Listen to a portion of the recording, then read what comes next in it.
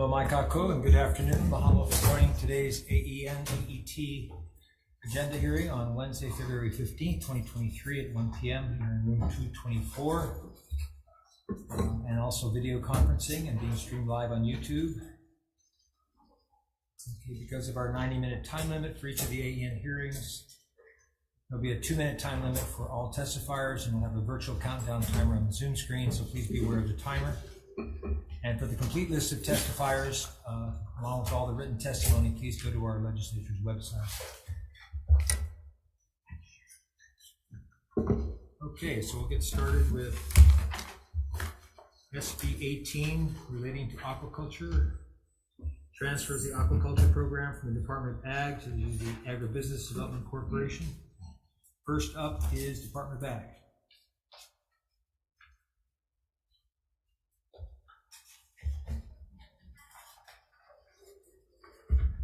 Good afternoon, Chairpersons DeCoit, Gabbard, members of the committee, the Department of Sharon Hurd, Department of Agriculture. The department stands in opposition to this bill, and we stand on our written testimony. Happy to answer questions later. Thank you. Thank you. Next is Jimmy Nakatani from ADC.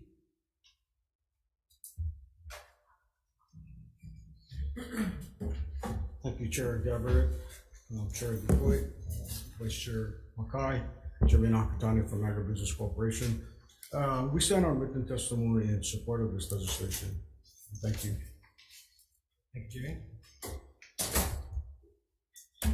Next is Brian Miyamoto from Hawaii Farm Bureau.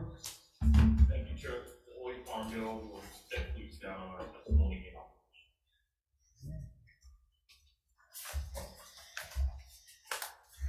Anyone else wishing to testify on this measure, either online or in person?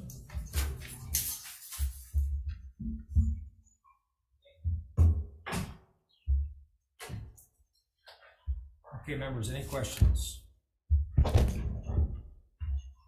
Senator Mackay. For Sharon Hurd.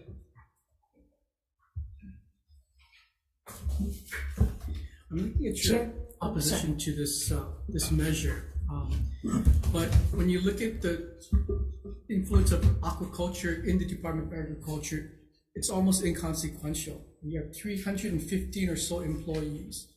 If I recall correctly, there's like 6 devoted to aquaculture. So you have just over 1% of your entire staff is dedicated to aquaculture.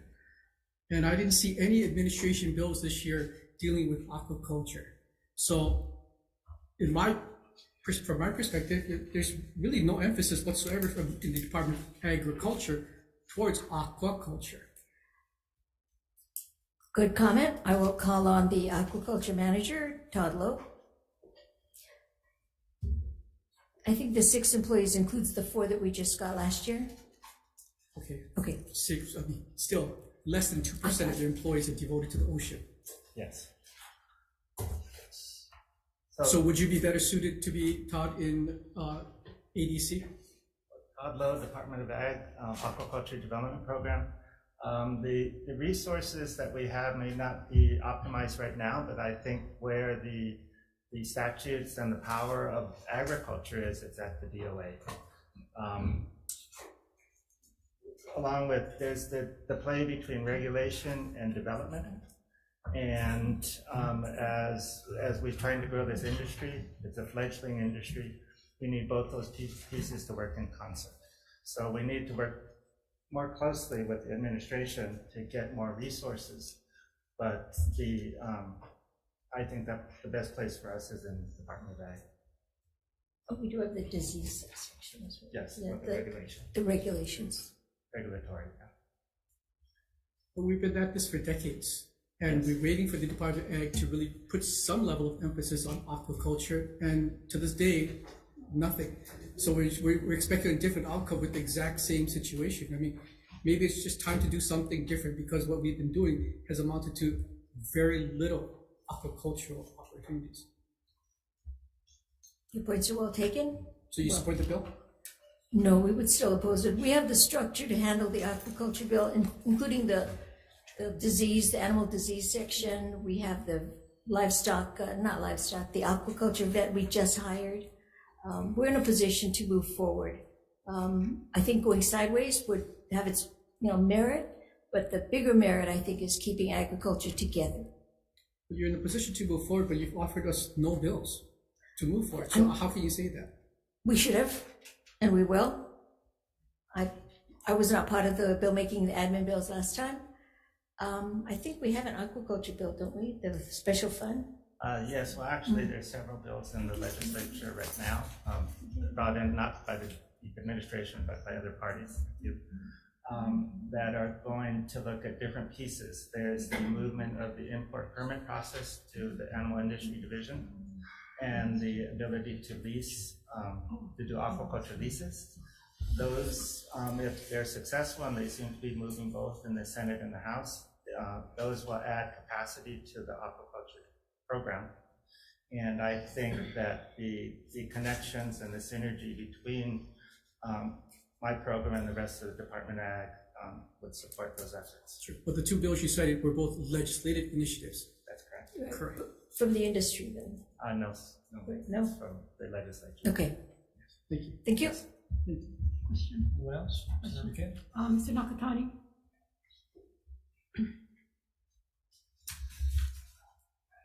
So, Mr. Nakatani, you support transferring. Why? Yes. Why? So, can you- Why? Why Why do I do you support support that? transfer? I think that Senator Wakai pointed out, there's a lot of bills floating around aquaculture. I think one of the primary emphasis, the push for the Senate especially is for improved agriculture, food sustainability and everything. We're just here to assist if we can help. And I think that DBED has this philosophy of moving the needle, and it's like economic development, sustainability. So food, and what everything like more that. you think that the department should do if they keep this? What more can they do? Yeah, have you What- guys been working with them to do more in aquaculture? I think it's just leadership and how you push and how you want to address these things, to be a little bit more aggressive into programs and everything else like that. That's the way I look at it. And philosophically, we look at that, Well, I'm reading a testimony from one, Ron Weidenbach. Is he here? No? Okay, because he states that ADC is not the appropriate agency to oversee the aquaculture industry. ADC was created in order to transition former sugar and pineapple lands to diversified ag. Once accomplished, the intent for ADC was to then transition these lands to appropriate state agencies. Goes on to talk about the aquaculture.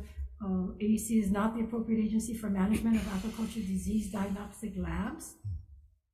Senator, it's just it comes down to a policy decision of how we want to move things. And as Senator Wakai pointed out, we just need to do something in aquaculture. There's a lot of potential. And again, if, it's really up to the policymakers to decide if we want to move it or not. Yeah, but it's up to you guys in the industry to give us all the good reasons or negative reasons, which I've received that, but based on your testimony, it doesn't really sway me Well, to it's, see what we're gonna do differently, how we're gonna approach this differently, and what have you guys been doing in the past to get them to do it differently? okay, we haven't worked with the aquaculture industry per se. Okay, what we've done for the aquaculture industry, we set up the feed mill, to help aquaculture and just to get a zero waste project. And that was part of, supposedly left it with the department, but they chose not to do it. So it's with the agribusiness development. And that's really to help not only aquaculture, but the whole livestock industry with taking fish waste, creating some product for protein for feed. So that's one of the issues that we address for aquaculture, because one of the, I guess, And you think DBED being attached to AEC is going to change that? well, like I said, it's a policy decision. If you think we can do it, I think we can do it. If you don't think we can do it, then, then Yeah, that's but it. as to point out, Yeah. Senator from Salt Lake said that it's been like this for many years, but what is the industry doing? How are we getting this moving? Because it's not just the department, but it's also got to be the industry. And we should be, if there are measures to help it, then I'm not sure what the industry has been doing. Yeah, Or so you Senator, guys have been doing. as I said, it becomes down to a policy decision. If you think that's better fit to stay in the Department of Agriculture, then No, you're missing the point. The point is you're supporting a measure, and I'm trying to find out from you, Right. as part of the industry, what it is that we should be doing, and is it the best place to put it then in ADC, or have department, like the fire under them to do something, so. Okay. Okay, thank you. Any other questions?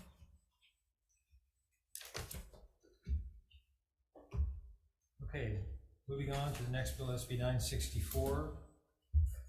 Establishes a Hawaii Hemp Task Force to inform public policy and identify methods and actions to best support Hawaii ag and build a hemp industry to support rural economic development. Department of Health.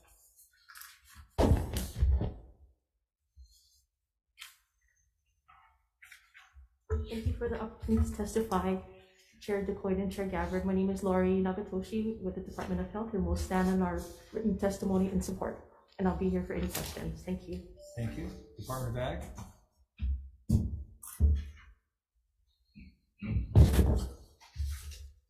Chairs DeCoy, Gabbard, Vice Chairs, members of the committee, Sharon Hurd, Department of Agriculture.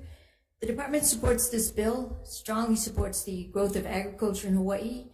And I do want to mention, we sent out our written testimony, and I do have a comment that the establishment of a hemp industry task force has merit. The inclusion of hemp farmers and producers from each island, though, would strengthen the effect and impact of the task force, and certainly have a representation from all the hemp industry stakeholders. Thank you. Okay, thank you. Next is Gail Baber from the Hawaii Hemp Farmers Association. Aloha, Gail Byrne-Baber, President of the Hawaii Hemp Farmers Association.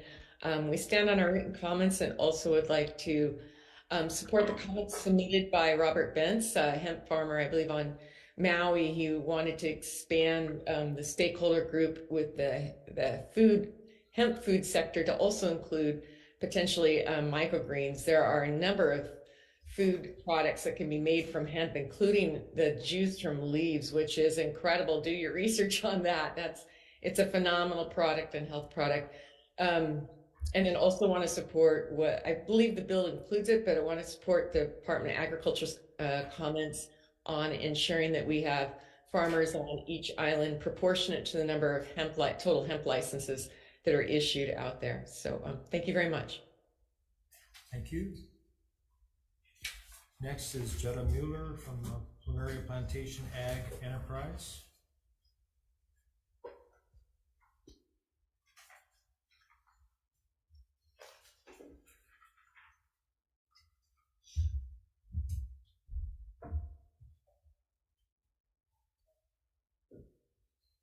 Okay. In opposition, Brian Miyamoto from the Farm Bureau. Apologies, Chair. Our testimony is In support, yes. Thank you, Chairs, Vice Chairs, members of the committees. Brian Miyamoto here on behalf of the Hawaii Farm Bureau. I'm sorry, Chair, we do have written testimony in support of this bill. You can resubmit, Chair. Okay, thank you.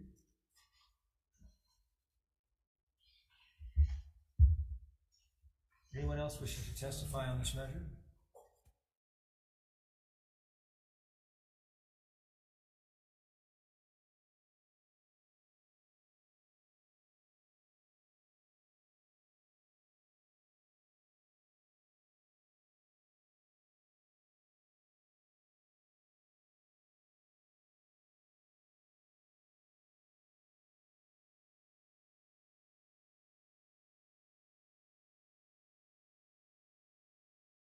In here, Senator Gabbard, well addressed me and some of my colleagues, Cynthia Thielen on hemp and the 50,000 ways of using hemp. Since then, do the Department of Agriculture or making a task force like that, is this bill needed? Can't you guys just really create something within the department already knowing that Hawaii wants to move forward on this? The department does not have any regulation over the hemp industry, but I'll call up Dr. Leo Ubaldo. He's our quality assurance guy that used to have the hemp program. I think the hemp force has merit. I think hemp is not very well known. I mean, they make flooring, they make wood, the fireproof wood, termite-proof wood. I didn't know that. So I think the task force would come up with points that the public would become more aware of the strength of the 50,000 ways. If you see Governor Ilich, ask him, because he get all my props that I gave him. Go ahead. Leo Baldo, Hawaii Department of Agriculture.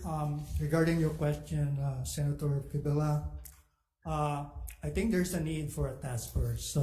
First of all, the USDA is currently licensing the farmers, and they're in control of the production, growing, on-farm operations of the industry right now.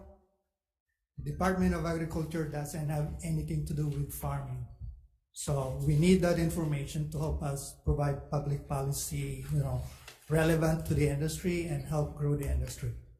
So if there's no other place that you guys can get some of the outline, like other places that is already, other states or other places that are doing hemp that have some kind of minimum requirements to get this thing moving?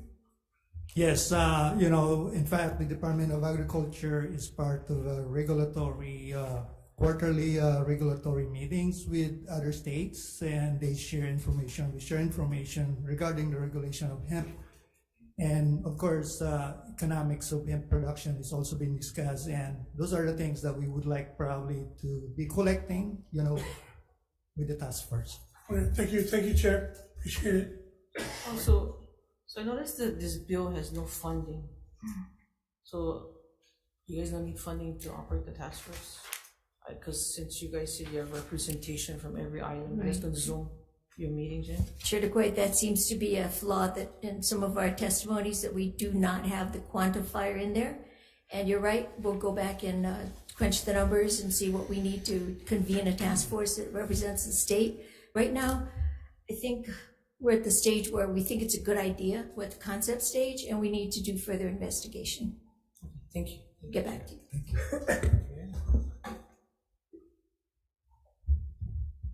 All right, moving on to SB 1583, appropriates funding contingent upon matching fund availability to support the village, an ag community and learning center that works to improve food security and sustainability on the island of Hawaii by offering training for interested parties, food growing, production, and RTE needs. First up is Department of Ag.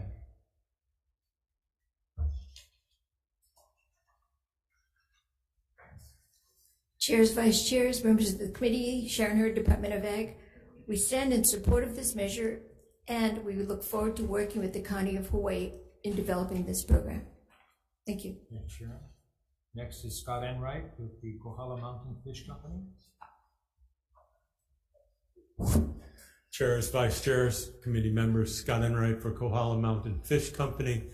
I'll stand on my written testimony in strong support, chairs, and I'll be available for questions. Thank you.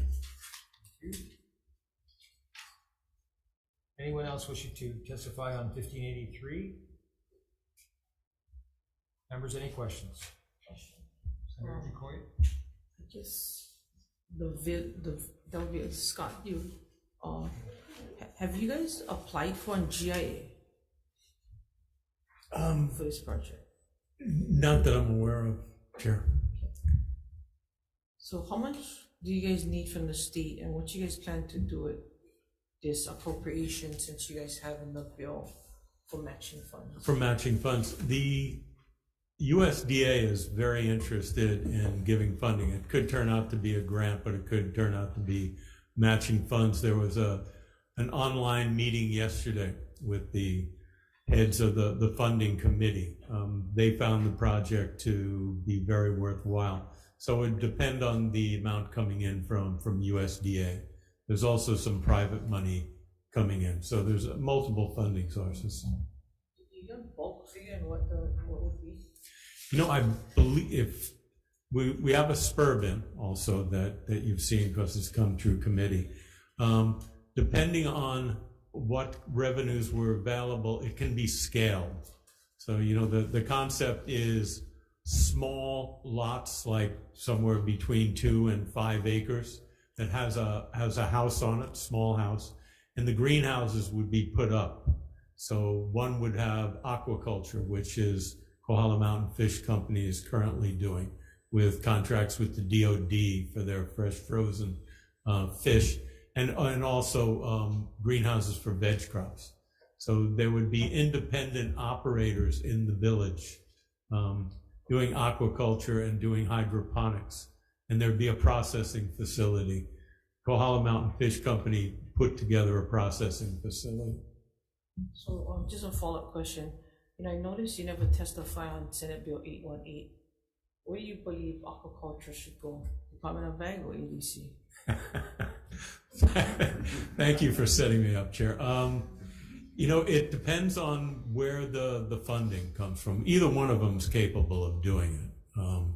So we've never really funded the aquaculture department so that they can get out there and get the industry going. As Senator Kim pointed out, it's like, where's the industry on this? And so we need to see if we can find industry interest. It's what we've always needed in this state to bring agriculture from sugar and pineapple into a diversified agricultural economy is the capital.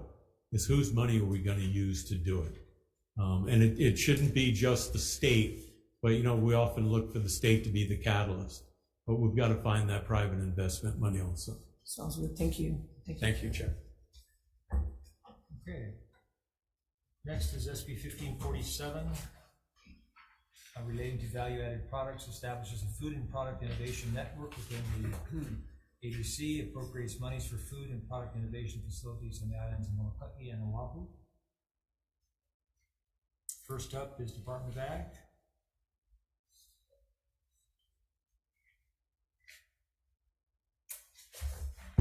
Chairs, Vice Chairs, members of the committee, Sharon Hurd, Department of Agriculture. The department supports this measure and stands on our written testimony. Thank you, Sharon. Next is Jimmy Nakatani from ADC.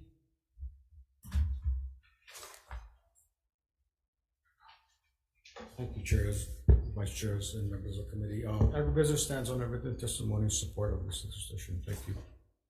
Thank you. Next is Mike Unebasami from UH.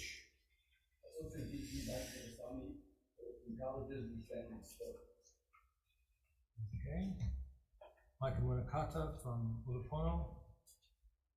In support, Hawaii Farm Bureau, Brian Miyamoto.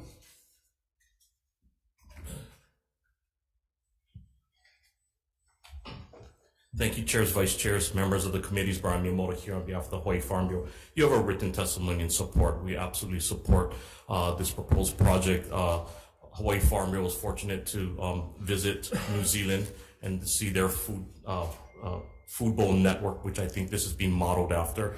Again, it's an incredible way to support our farmers and ranchers, support their off-grades, create new value-added products that we can utilize here in Hawaii, but also for export. This network will help with R&D, with manufacturing, providing state-of-the-art equipment, with helping to commercialize, helping to scale up some of the small folks, or even medium folks, and again, access to some expertise. So we're in strong support of this, and we look forward to the continued discussion and like to see something that we think is successful in New Zealand and a model that we can bring here to Hawaii. Thank you for the opportunity to testify. Thank you, Brian. Lauren Zerbel from the Hawaii Food Industry Association is in support. Anyone else wishing to testify on this measure?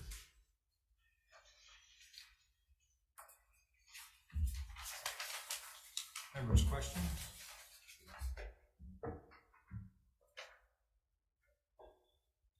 Yeah, for Department of Ag.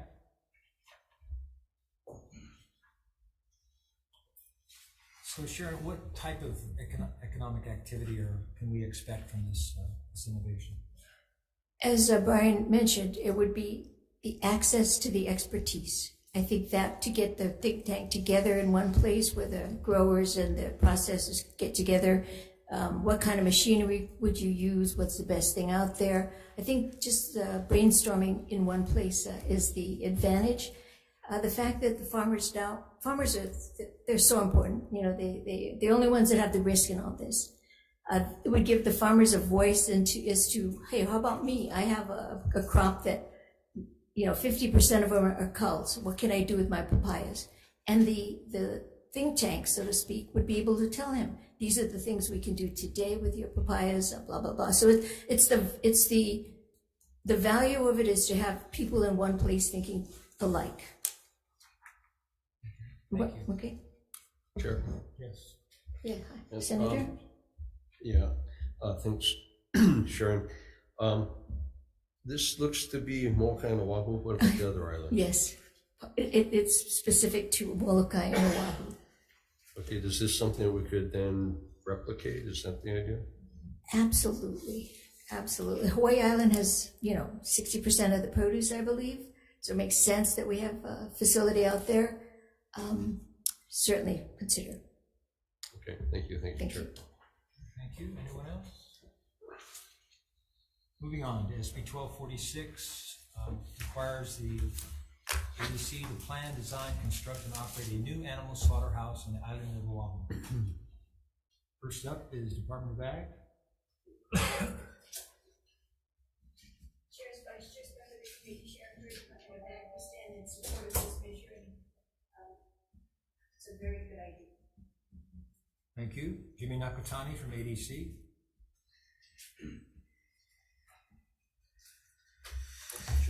Members of the committee, agribusiness stands on a written testimony. Just want to point out that, not in the bill, this is a small animal slaughterhouse. It's not for cattle, it's more for goats and hogs, industry and sheep. So that's, just to add that. Thank you. Next is Nicole Galassi from Hawaii Cattlemen's Council. Thank you, Chair Gabbard, Chair DeCoit, Vice Chairs Richards and Okai, members of the committee. Nicole Galassi on behalf of the Hawaii Cattlemen's Council. We stand on our written testimony in support of this bill. Thank you. Thank you. Next is Taylor Kellerman from Koloa Ranch.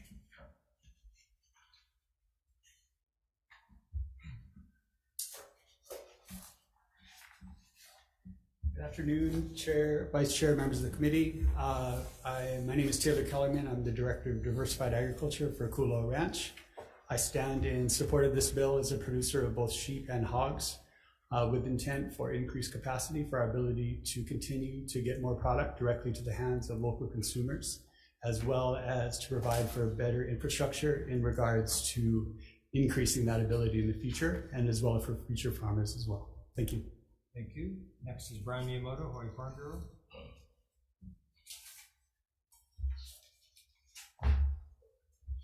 Thank you, Chairs, Vice Chairs, members of the committee. Brian Miyamoto here on behalf of the Hawaii Farm Bureau. We'll stand on a written testimony in support. I just wanted to reiterate that this slaughterhouse is for small animals, hogs, sheep, goats. In fact, we have some of our farmers here that will testify or have submitted testifying and took some time off of their farms to come and ask for this specifically on Oahu for, and primarily for the hogs.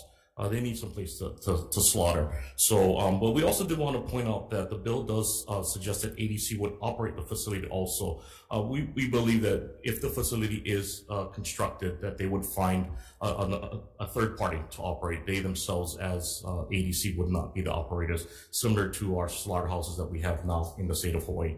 Thank you for the opportunity to testify. Thank you, Brian. David Wong.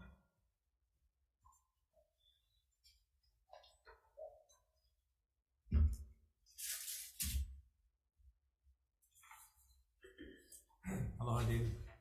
Mr. Chairman. Mr. Chairman, members of the Senate Ag Committee, thank you for the opportunity to testify. I stand on my written testimony and we are definitely in support. I'm a small hog farmer in Waianae. I'm available for any questions. Thank you, David. Stacy Sugai.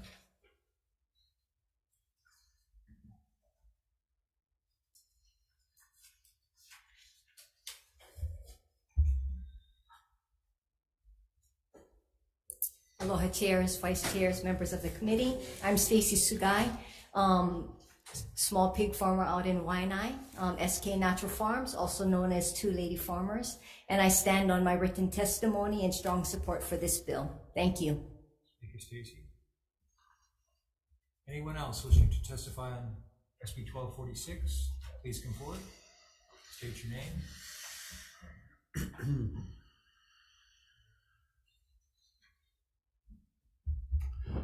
Good morning, Chair. My name is Michael Richards, no relation to Tim. I'm from AEN-EET. I'm the treasurer of the Hawai'i Island Meat Cooperative. I stand in strong support of this measure, as well as I already submitted written testimony, though we would ask for if it would be considered for amendments to this bill to specifically state explicitly that this would be for a small animal processing facility, as well as potentially considering for additional appropriations for this facility. $3 million that are set aside inside this bill will potentially be able to create a 5,000 square foot facility that could do about 20 head a week, or about 2,000, the equivalent of 2,000 pigs a year on Oahu.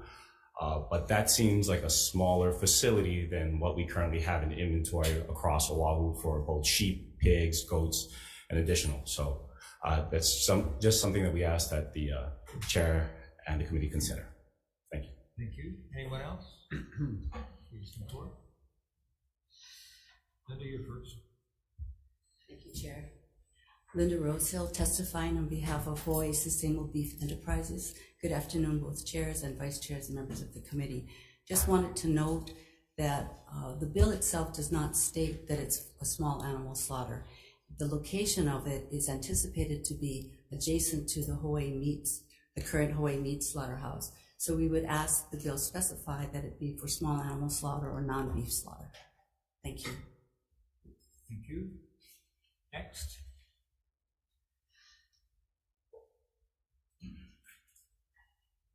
Good afternoon, Senator Chair, Vice Chairs, and member of the committee. My name is David Souza, and I'm a hog farmer located in Waianae, and humbly asking for your support and stand on my written testimony. Thank you. Anyone else? Members' questions? Yeah, Chair, go ahead. Senator King? Department of Agriculture.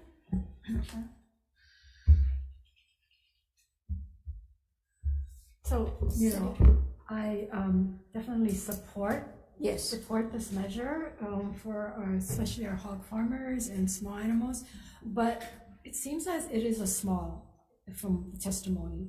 So is there room for it to get, or is there a need for it to be bigger than what is anticipated in the measure so far? There's probably a need for it to be, just to be. As far as the size, I would anticipate that the location that they've selected or earmarked, or right now that in the planning, is 3 to 5 acres. So whatever can be done on 3 to 5 acres, I think they would maximize it with the potential to expand. Do you mind if I call up some subject matter experts?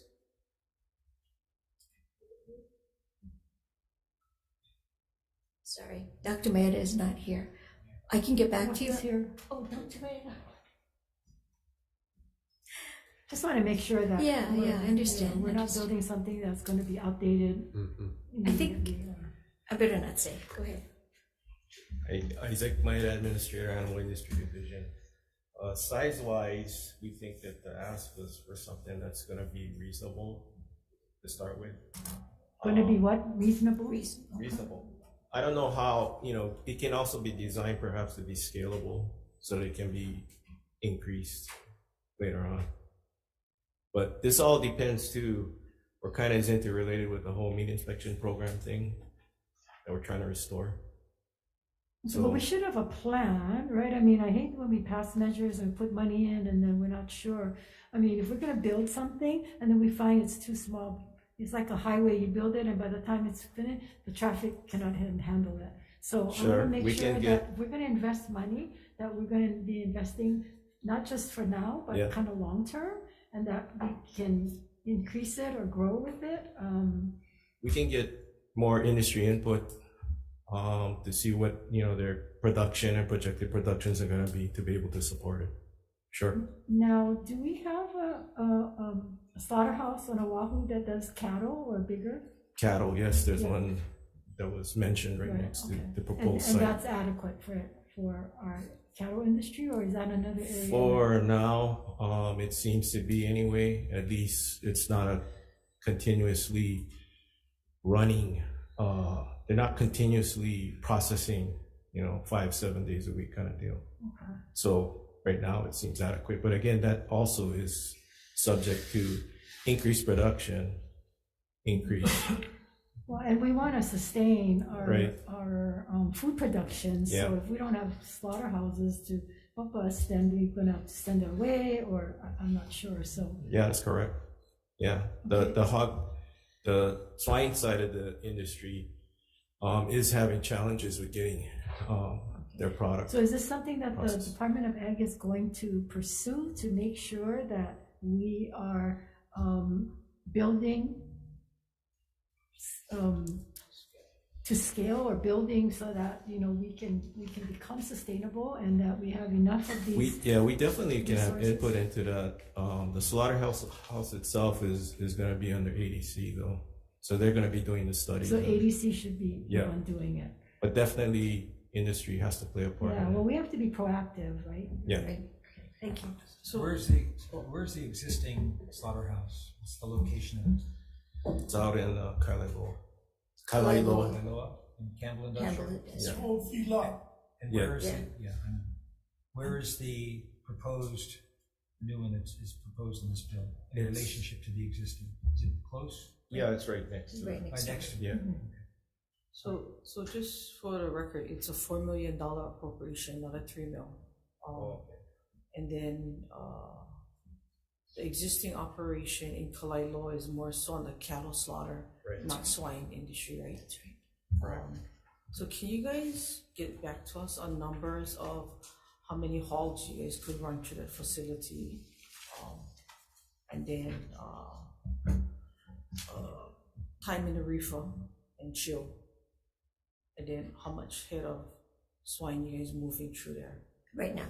Yeah, with the existing amount of swine being slaughtered, what is the production rate the whole time, and then from there to market?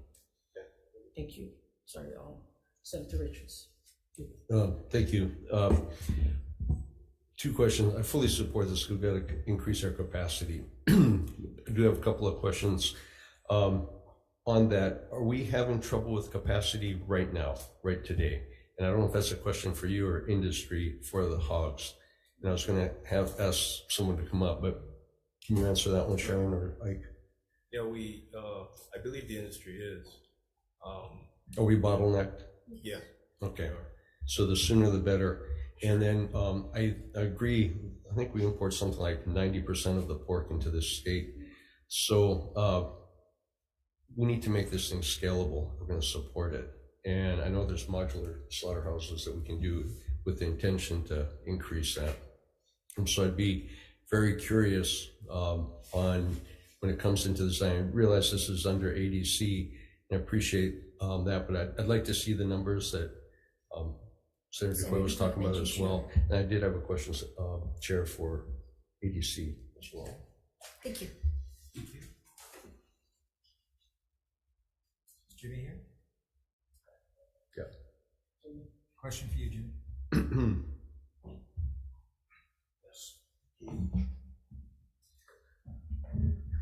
Hello, Jimmy. Thanks for coming up here. I support this and I support you guys going through it, but I am concerned about management. I know a comment was made that we'd find a third party to operate.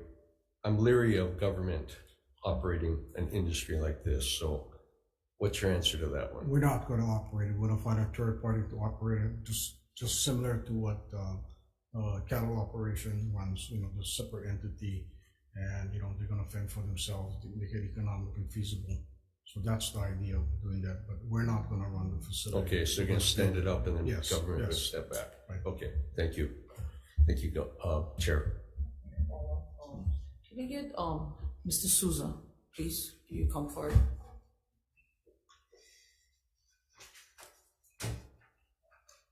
Thank you. So looking at the bill and the plans designs at $4 million, is that adequate to run one operation like that, I mean, I would think we would be looking at something like $6 to $8 million to run a smooth operation of swine slaughter. Yeah, so good question. The 4 million is adequate because we're still in the starting stages. We ramped up and then got decreased, and so we have to find markets to reestablish, and then we could, with the acres that they set aside, we can continue to grow. So you envision this like a cooperative of the different hog farmers running the slaughterhouse, or do you envision it as state? I envision it as maybe a nonprofit running the facility, and then not only for hogs, but there's a lot of need for sheep farmers and other small farmers to use the facility as well. So it should be universal then, to run the sheep, everything, right? Yes, yes. Okay. So it's a modular unit, but it has room for expansion to grow. Perfect. Thank you. Thank you, Chair. Thank you. Next is SB 1589, relating to the establishment of a hemp task force to inform public policy and identify methods and actions to best support Hawaii ag and build a hemp industry to support rural economic development. Okay, next is Department of Health.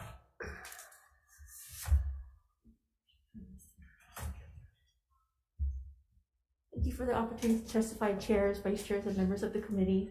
Lori Nagatoshi with the Health Department, and will stand in our written testimony and support. Thank you. Department of Ag.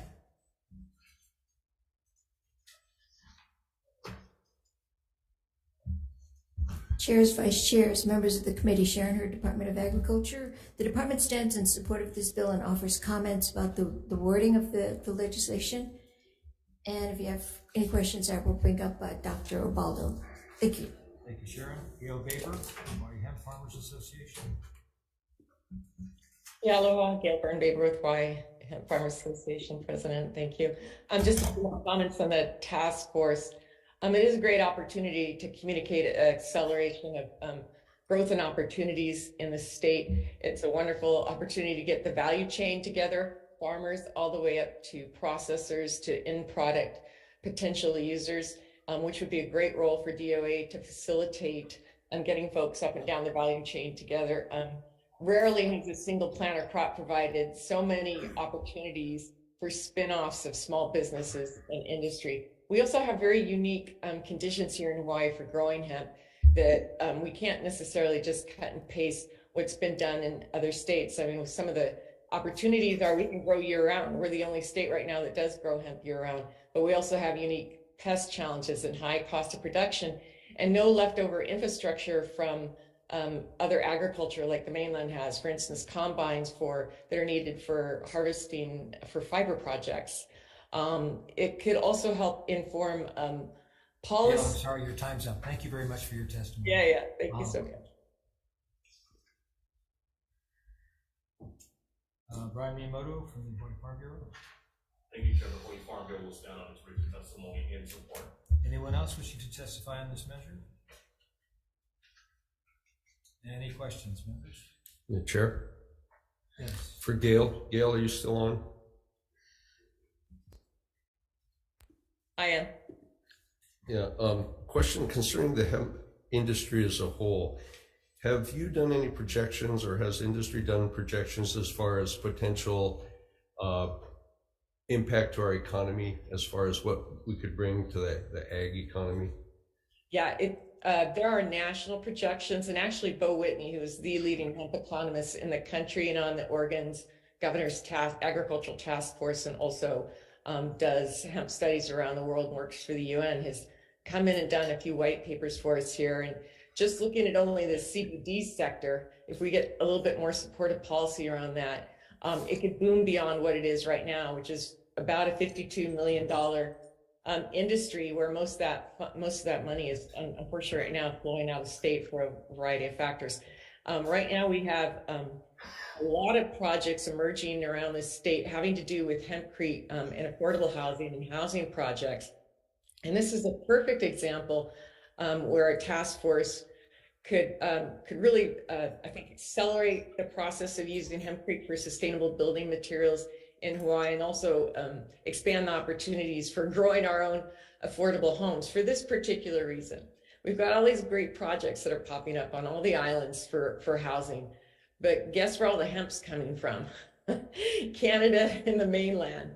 There's a big disconnect. So getting the value chain together and looking at the gaps on why we're not using Hawaii grown hemp. And there are policy reasons somewhat behind that. One of them being a need for an exemption for growing for fiber, because the testing, a lot of our rules were set up for CBD, not necessarily for these other sectors. And quite frankly, I mean, this industry is changing so rapidly in all the sectors, food, fiber, fuel, you name it. I mean, even those of us that are having a hard time staying up to speed, I can't even imagine, how the agencies are doing this. I'm a former regulator, was for 8 years under the Clean Water Act. And I know when now and then I would engage with these type of industry groups or task force, it really made our work so much more efficient and easier. So thank you. Okay, but for instance, for the hempcrete, do you have a guesstimate as far as what that could help? Give me a number. I can get back to you on that for sure. If you could get that and then send it to the committee so we could see Absolutely. that. Okay, thank you, Gail. Thank you, Chair. Thank you, Gail. Up next, Senate Bill 636 relating to the environment. First testifier, DLNR. Okay, in support, nobody from DLNR. John DeFries for HTA. I see, okay, not here. Comments. Next up, Green Feet Coalition on Zoom. Hi there. Hello, my name is Carissa Cabrera. I am testifying on behalf of the coalition. Chairs, vice chairs, members of the committee, thanks so much for your leadership on this bill, especially the introducers. I just wanted to highlight that we stand in strong support based on our written testimony, but I also wanted to offer comments that we also stand in support of DLNR's testimony to offer the Environmental Legacy Commission to serve in an advisory role to BLNR, and really just wanted to convey the urgency of a measure like this, promoting a program that has the key elements outlined in our written testimony. I'm here for questions and comments, and mahalo for the time. Thank you. Next up, Ted Bolin.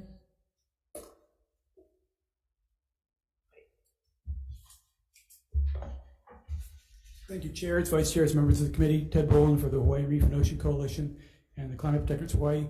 I just want to go on record as saying this idea of green fee is a good one, and it's a great way to support our natural resources. I'm not sure which bill is the best, so I don't have advice on that, but I hope we have a good one passed. Thank you very much. Thank you. Sorry, Department of Taxation, Tom Yamachika on Zoom. Good afternoon, chairs, vice chairs, members of the committees. Tom Yamachika from the Tax Foundation of Hawaii.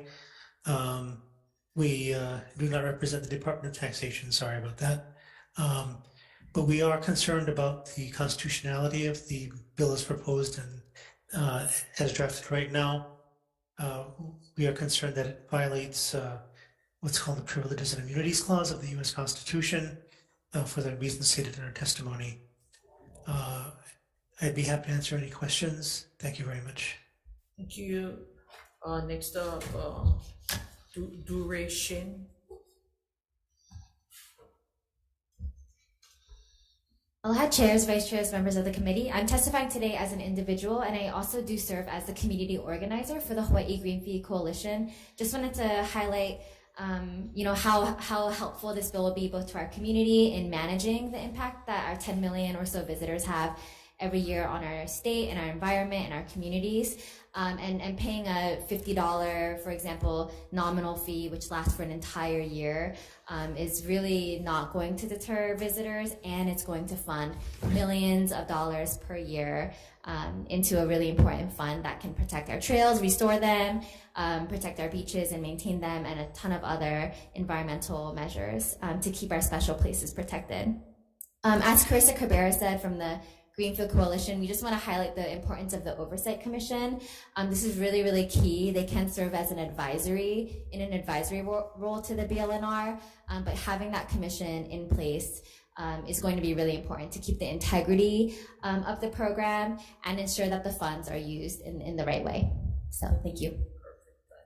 Anyone else? Well, the numerous testimonies in support, 2 in opposition. Aloha, Chair.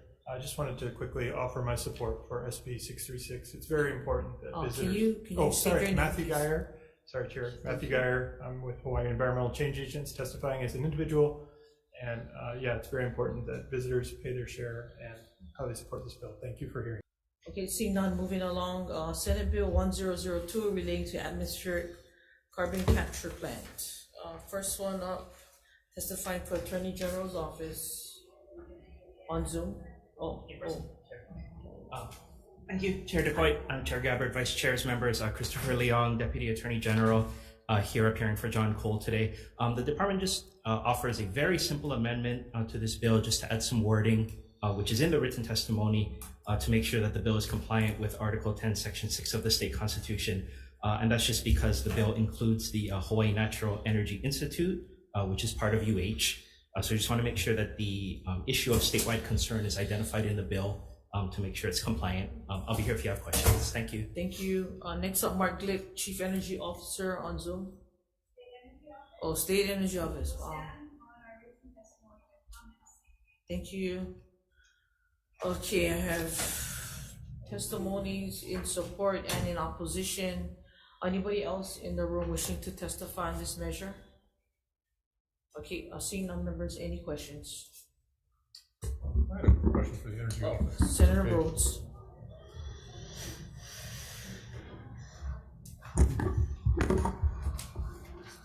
So a lot of people, when they think about global warming, just think about all the bills that we're going to have to pay to relocate roads and airports and everything else. I guess it's my bill, of course, but looking at this bill, it seemed like maybe there are opportunities to make some money out of the situation too. Do you view climate change as an issue that's going to be solved and go away, or is this going to be with us indefinitely? So that's a little beyond the scope of this this bill, and we have not. I think. Oh, I mean, I'm meaning, and I'm serious about it. I mean, if this would, a project like this will cost a lot of money, and if it ends up being a private investor, or whether we start funding it, but if it's a problem that's going to go away in 3 years, no point in doing it. But if it's something that we could be the leader in over the course of the next 100 years, that's a different matter. Yeah, so our testimony does mention that we are doing some studies on the carbon intensity of either running the facility that is envisioned by this bill, or the value of putting at the moment more of the renewable energy towards meeting our own energy needs, and suggest that we take a deeper look at this in a few years when we have a higher degree of renewable energy on our own grid and the technology is developed further. And that report that we described in our testimony is going to be available at the end of this year. So I don't know if that answers the scope of your question, but I do hope it helps. Yeah, it does. I guess the other question I would have is, are there other countries that are going ahead with, I know there's at least one, Iceland is moving ahead with larger scale direct carbon capture. Are there other ones that you're aware of? I'm not personally the one who has been looking at this, but we could see what we have and get back to you. Okay. That's all right, thank you. Thanks, Chair. Thank you. Any other questions? Seeing none, moving on to Senate Bill 1004 relating to taxation. First person up on behalf of climate change, Leah Larmy. In support, Department of Taxation.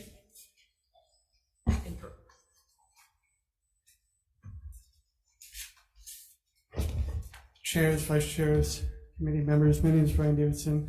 I'm here on behalf of the Taxation Department. We stand on our written testimony, and I'll be available for any questions that you may have. Thank you. Testifying about on behalf of Department of Health.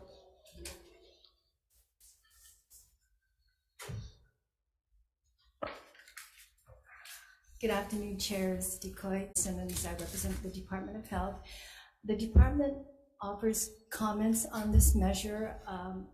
We fully support the decrease of fuel consumption and greenhouse gas emissions. However, as it is currently written, it does negatively impact the Environmental Revolving Response Fund that we manage. I am here for any questions. Thank you. Thank you. Next up, Scott Glenn, Office of Planning. Hello, Chairs. Office of Planning stands on our testimony offering comments to this measure. Thank you. Next up, Attorney General. Good afternoon, Chairs DeCoit and Gabbard and members. Laura Shero on behalf of the Department of the Attorney General. This bill creates a carbon emissions tax credit. The definition of qualifying taxpayer who would be eligible to receive this credit is defined as resident. This excludes non-residents, which then triggers the privileges and immunities clause, which then subjects it possibly to a constitutional challenge. We did provide a fix for this in our testimony. It's simply removing resident, and the exact page number and information is in our testimony. But thank you very much for the opportunity to testify. Thank you. Next up, Carbon Cashback Task Force. Okay. This is a big bill. I mean, we're talking about. State your name again. I'm so sorry, Chair. Matthew Geyer, Hawaii Environmental Change Agents, testifying on. I'm testifying on behalf of the Carbon Cashback Task Force of Hawaii Environmental Change Agents. And again, this is a big bill. We're talking about $1,000 for heads of households. And yes, it's good for the environment. Yes, it's going to push us to go green. We've seen all the green jobs getting created, all these solar jobs, good local paying jobs where we're getting our own energy here in Hawaii, making ourselves more independent. And do you want to be the legislator that signs into law, helps sign and pass this bill that will give $1,000 per head of household, $500, almost $1,000, almost $500 per dependent, per keiki. So please support this bill. It's really important. This is really urgent. Thank you for your testimony. Next up, Brian Miyamoto, Farm Bureau. Good afternoon, chairs, vice chairs, members of the committees. Brian Miyamoto here on behalf of the Hawaii Farm Bureau. We're providing comments. This bill seeks to, include carbon emissions in the environmental response, energy, and food security tax. Currently, environmental response and energy are included in the barrel tax. Food is not. We're asking to reinstate the barrel tax for the Agriculture Development and Food Security Special Fund, which was repealed in 2021 by Act 9 and Act 87. We supported this. We rarely support tax increases. Farm Bill supported this because we knew there was going to be dedicated funding. It should have been 50 or 45 cents out of the $1.05 when the standard money was needed for the general funds. It became 15 cents. 15 cents is about $3 million, a little bit over. We don't have that anymore. We're asking for the reinstatement because the tax is environmental response, energy, and food security tax. There's no food in that now. Thank you for the opportunity to testify. Thank you. Okay, we have a bunch of people. Okay, so we have an individual on Zoom. Oh, sorry. Tom, did I miss you for taxation? Thank you, Chair. I am testifying on this bill, yes. Tom Yamachika for Tax Foundation of Hawaii. We do agree this is a very big bill in terms of the impact to normal families. People who have to drive to work, for example, when fully phased in, the impact of this bill will be about 78 cents per gallon. That may or may not be a good thing from a policy perspective. That's for you folks to decide, but we wanted to come up with a tabular data and to bring these items to your attention. I'd be happy to answer any questions. Thank you. Then I have another individual on Zoom, Doug Megan. Hello, I'm Doug Hagan, testifying as an individual. Thank you, Chair DeCoy, Vice Chair Wakai, Chair Gabbard, Vice Chair Richards, and members of the committee, and the many legislators responsible for advancing this bill. Carbon cashback complements and intensifies all the initiatives that drive our state towards renewables: solar, wind, geothermal, biodiesel, hydrogen, and clean incineration technologies. It also complements the green fee. One of the many unfairnesses of the climate change is that folks who cannot afford to partake in the clean energy subsidies like exist for electric vehicles and photovoltaic. Carbon cashback benefits the average lower and middle income families. It protects those who are commuting up to 160 miles each way. Families that are commuting 160 miles each way still come out ahead. Carbon cashback is revenue neutral. Thank you, Doug. Your time is up. And thank you, Senator Coy. Thank you. Mahalo. Next up on Paul Bernstein. Aloha, Senator DeCoy, Senator Gabbard, members of the committee, Paul Bernstein. I want to clarify one thing first. This is not a gasoline tax. As the previous speaker spoke about, unlike a gasoline tax, this money gives all the revenues back to individuals. So individuals are, for the most part, are made whole, and better yet, it's very progressive, where the lower income households are made better off than the higher income households. And the study that we did and endorsed by the Tax Review Commission, which also listed this as its #1 priority for tax reform, found that basically low-income households come out $900 ahead, middle, moderate income households come out $500 ahead. Thank you very much for your time. Okay, thank you. So we're like gonna be strapped for time. So, Michael, you're up next on Zoom. Thank you, Senator. Really briefly, it's that I stand in opposition to this bill because it doesn't help those at the low end. It actually impacts them negatively because they cannot wait the whole year to get a tax rebate from the state. When they are dealing with paycheck to paycheck, living paycheck to paycheck. We should not be incentivizing people to pollute. That's not all this bill is going to do. Those that can afford to pollute, they can come to Hawaii, pay us a fee, and then they get to pollute. And those that can't absorb that cost will kick it on down to the consumers, making life more expensive for everybody here in Hawaii. So it's a net negative as far as I'm concerned. It sounds good on paper, but in reality, when it comes to playing out, it will be harmful and does not get us anywhere near to our 2050 goal of 0. So I encourage you to hold this bill in committee. Mahalo. Thank you. So we have lots of people in support, some in opposition. Anybody else in this room wanting to testify? Members, any questions? Senator Rhodes. Okay. Dr. Bernstein, I'll come back up. So some people, I think, would argue that it doesn't, intuitively, it doesn't make any sense. You take the money away from people and then you give it all back, and why does that matter? Why does it make anything better? Right, completely agree on the surface. So the issue here is it changes prices. So it causes fossil fuels to become more expensive to clean energy. So when people go and making their decisions, whether it's to buy a car or it's a business, whether it wants to use conventional light bulbs or LEDs, or it wants to move to more efficient technologies, it's going to see those prices.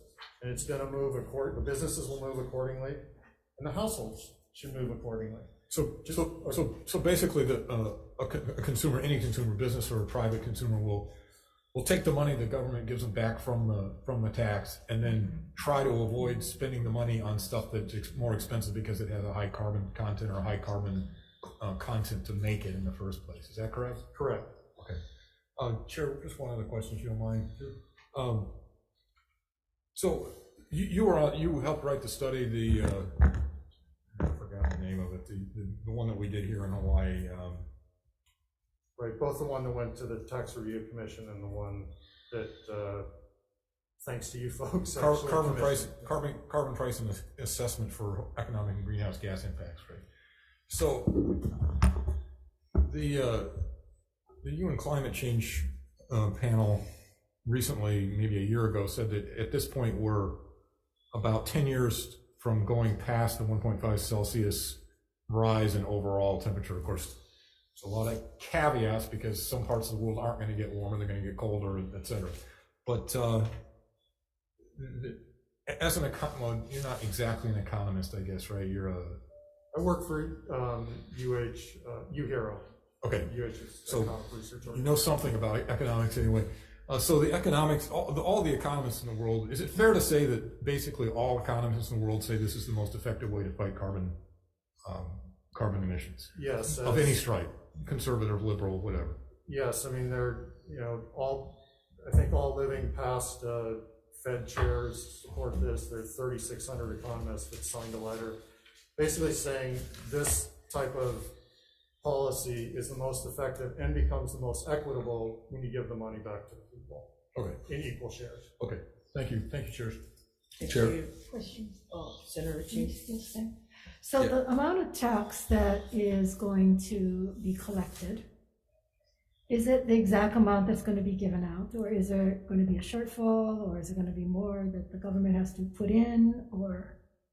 So good question. The way the bill is constructed now, if emissions go as forecasted and population growth is as forecasted, there would be plenty of money actually left over for the government.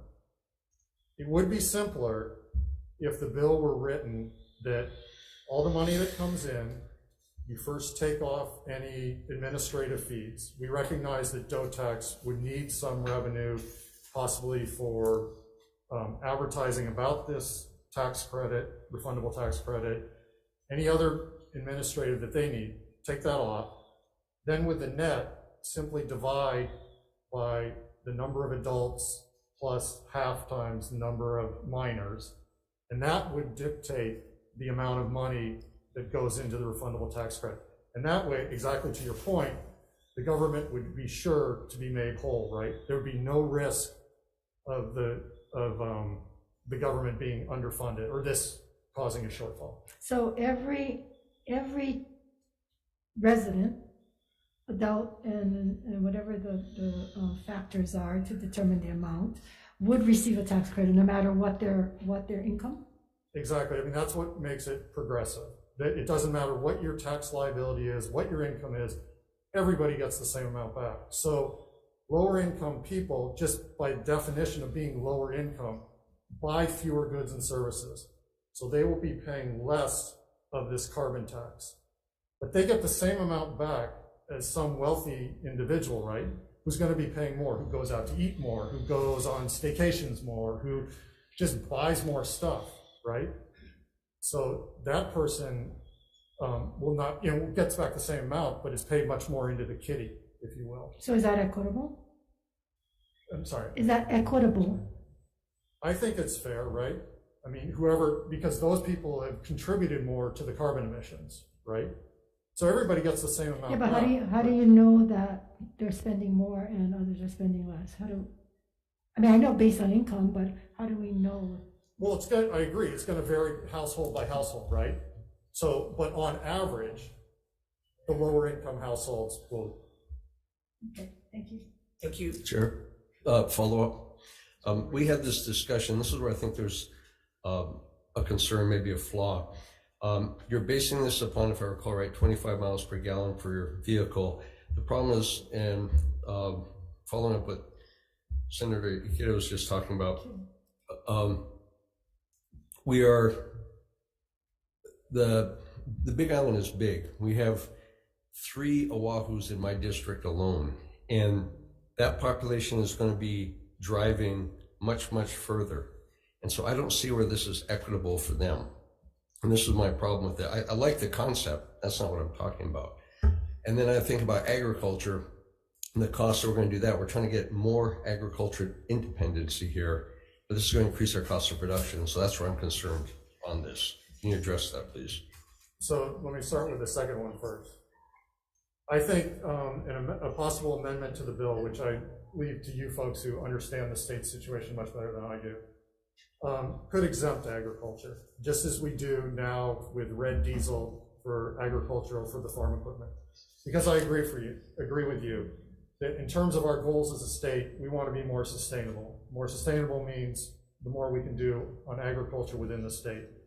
Exempting the agriculture sector would have very little impact on the bill. There's just not that many emissions from the agricultural sector, not that many CO2 emissions.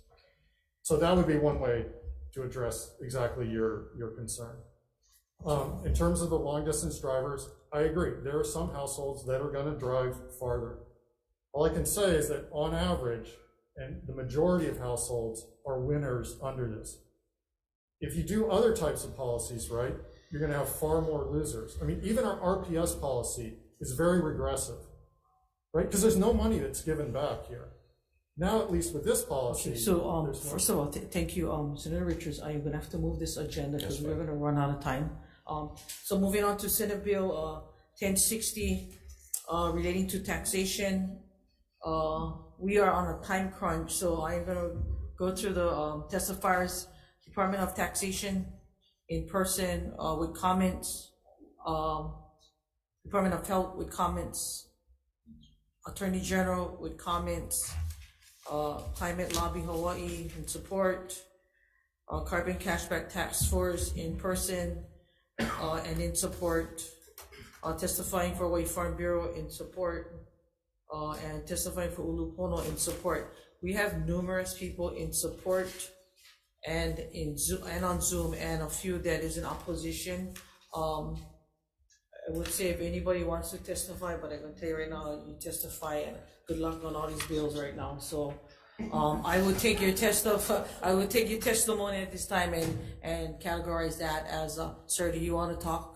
I just want to say one thing, that I think everybody who's supporting 1004 and 1006. Yeah, it's pretty much the same. Exactly. Okay, thank you.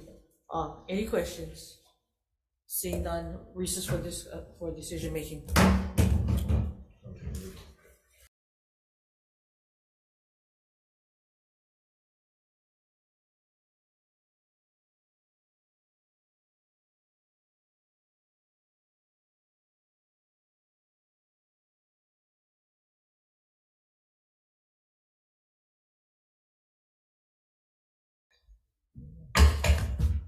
Hello, calling back the 1 o'clock joint agenda with AEN-EET, starting off with SB 818.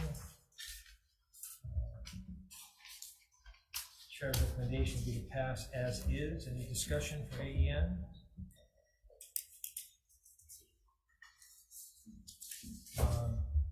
Vice Chair votes aye. Thank you, Chair. Thank you, Chair. Pass unamended. Vice Chair votes aye. Senator DeCoit? Aye. Senator Rhodes? Aye. Senator Awa? Aye. Chair, you have 5 aye. Motion is adopted. Thank you. On Senate Bill 818, same request. Vice Chair Wakai for the vote. Chair DeCoit? Aye. I vote yes. Senator Fukunaga? Aye. Senator Kim? Reservations. Senator Favela? Reservations. Chair, your recommendation is adopted. Moving on to SB 964 of the Hemp Task Force. On this measure, I introduced this. I'm going to defer it indefinitely, and we'll go ahead and use the SB 1589 as the vehicle on the task force. Okay, and then moving on to SB 1583 of the Village Ag Community and Learning Center. The Chair's recommendation will be to pass as is. Any discussion in AEN? Chair votes aye. Vice Chair? Vice Chair votes aye. Senator DeCoit? Aye. Senator Rhodes? Aye. Senator Awa? Aye. Chair, motion passes. We have 4 in favor. Thank you, members. EET on Senate Bill 1583, same request. Vice Chair Wakai for the vote, please. Noting the presence of all members, any opposition or reservations to the chair's recommendation, we pass this measure as is. We've seen and heard none, Chair, your recommendation is adopted. Thank you. Moving on to SB 1547 relating to value-added products. The chair's recommendation for AEN will be as aye. Vice, any discussion? Vice Chair. Vice Chair votes aye. Senator DeCoit. Aye. Senator Rhodes. Aye. Senator Awa. Aye. Chair, you have 5 in favor. Motion is adopted. Thank you, members. And on EET, Senate Bill 1547, same request. Vice Chair Wakai for the vote. Noting the presence of all members, any opposition or reservations to the chair's recommendation, we pass this measure as is. Having seen and heard none, Chair, your recommendation is adopted. Thank you. Moving on to SB 1246 relating to food supply, the ADC slaughterhouse, new slaughterhouse.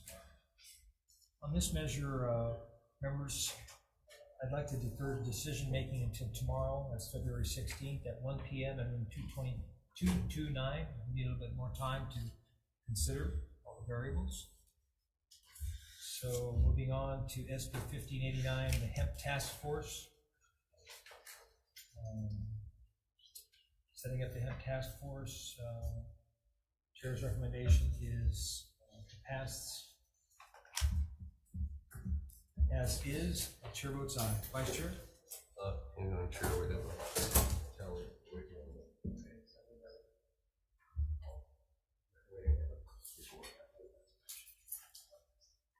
And for the record, I was the Hempster of the Year in 2016. And the reason I've deferred my version of this is to give our new Vice Chair and a new member an opportunity here.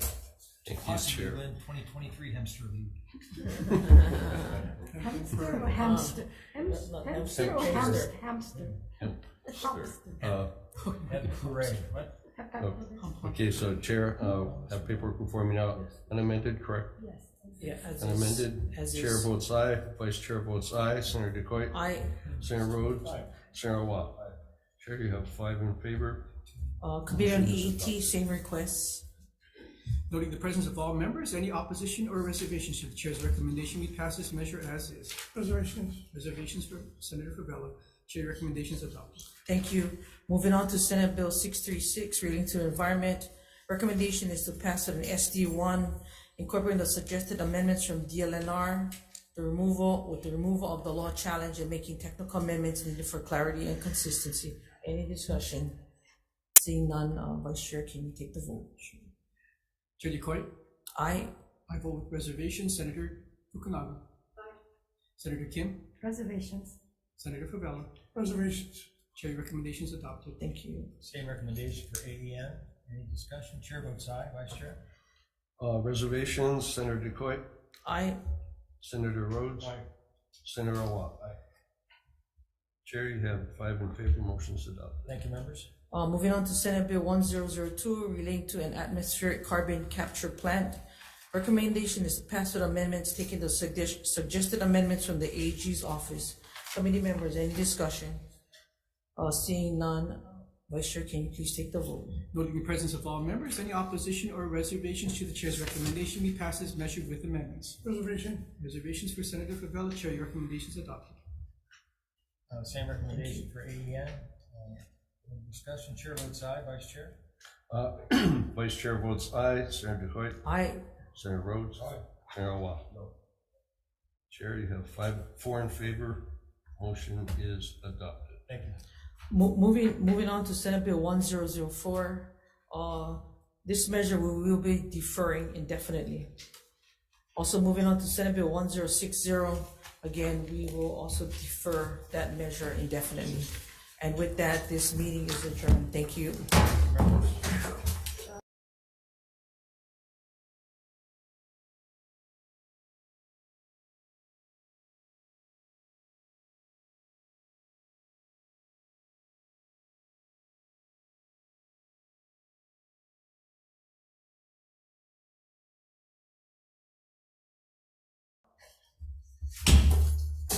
Calling to order the 1:30 AEN agenda. We have 5 Measures on the agenda, starting off with SB 756 relating to economic development, establishes the Access to Local Food Act to allow cottage food operations to sell cottage food products under certain conditions upon receiving a permit from the Department of Health. First up is Department of Ag.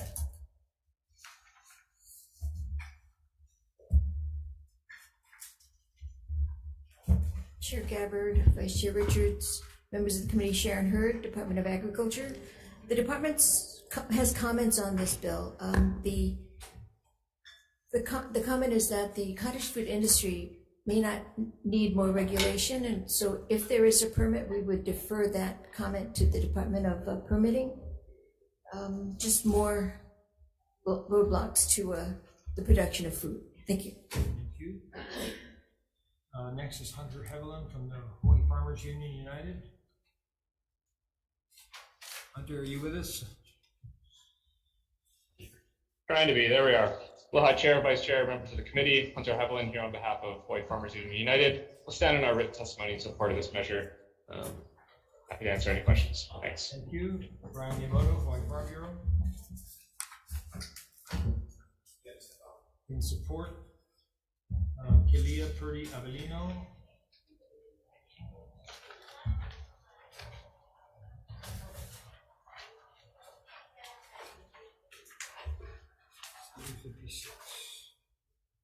Is in support. Anyone else wanting to testify on SB 756?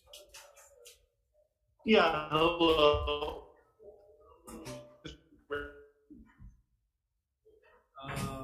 Route, go ahead. You're frozen, Route. Sorry. Yeah. Sorry. Sorry, it's too warbly. We don't understand. I'm working with kind of. Okay, hold on 1 second. Let me take these hearing aids out here. And let me do this. Sorry about that. Is this better, sir? Yes. Is this better? Can you hear me now? Yes, please. Do we have a better reception now? Please, go ahead. You can start. Sir. Hello. Well, I'm going to try to give my testimony. If not, you have my written testimony, but I'm a local cottage food producer. I make homemade jams and jellies here on the Big Island, sell around farmers markets. I would love to be able to sell online since that's so much business that I get asked for all the time and be able to ship out of state. I really would love it if you guys could help my business grow and support this measure. Also, please realize that for a lot of us on the Big Island, driving is long distances to commercial kitchens and also very cost prohibitive. They're going up. Some of the local ones here in Captain Cook have gone up to $50 an hour from usually $25. And I cannot afford that and then possibly hire another employee. Were you able to receive all that? Yes, thank you very much.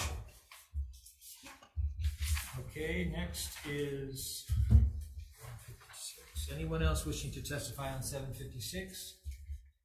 Any questions, members? Moving on to SB 1272, establishing a program specialist position within the Department of Ag and appropriates monies to fund the position, prioritizes assistance for farmers and ranchers who produce local food that is at least partially consumed within the state. First up is Department of Ag.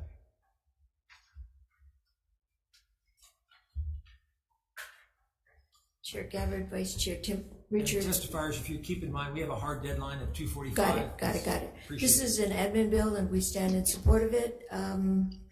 The Ulupono has funded other grant writers and other departments. That's in our testimony and we stand on that. Thank you. Thank you. Nicole Galassi with the Hawaii Cattlemen's Council. Is Nicole with us? Micah Munakata with Ulupono. Good afternoon, Chair, Vice Chair, members of the committee. Micah Munakata here on behalf of the Ulupono Initiative. We'll stand in our testimony in strong support of this measure. Very, very great initiative being put forward by the Department of Agriculture to seek out federal funds. A lot of these federal funds are dedicated towards state departments and agencies. So, you know, having that type of resource in-house to seek out those funds so that we don't always have to necessarily rely on other types of funds, say state funds or county funds. there's a lot of money that's out there, and the feds are putting it out there. So having that resource in-house to really help and administer all these grants would be great. Thank you, Chair. Thank you. Next is Brian Miyamoto, Hawaii Farm Bureau. In support. Anyone else wishing to testify on this measure? Members, any questions? Hearing none, moving on to SB 1458. Establishing an extended producer responsibility program requiring certain producers of fast-moving consumer goods to register with DOH and pay an annual fee based on the amount of packaging volume the covered producer places on the market each calendar year. First up is Department of Health.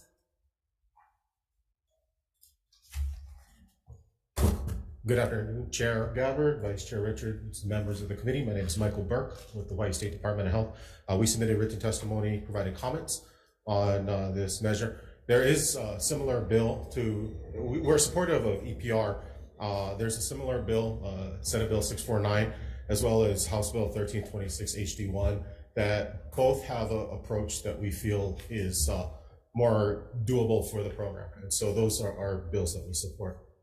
Thank you. Thank you. Wes Carter from Atlantic Packaging Corporation. On Zoom. All right, Chair, they're not on Zoom. In support. David Top from Abbott Labs. Good afternoon, Chair, Vice Chair. I'm Cynthia Nakamura. I'm here on behalf of Abbott Labs and David Top. We stand on our written comments, and we would ask the committee to seriously consider the amending language that we have submitted. This would amend the exclusions in section 11, and these the language that we have provided is the exact same language that other statutes in California, Colorado, and Oregon have adopted. Thank you for your consideration. Thank you. Next is Tina Yamaki from Retail Merchants of Hawaii.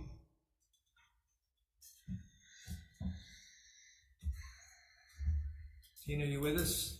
Opposed? All right, Chair, they're not on Zoom. Thank you. Jacob Cassidy with the Association of Home Appliance Manufacturers. On Zoom.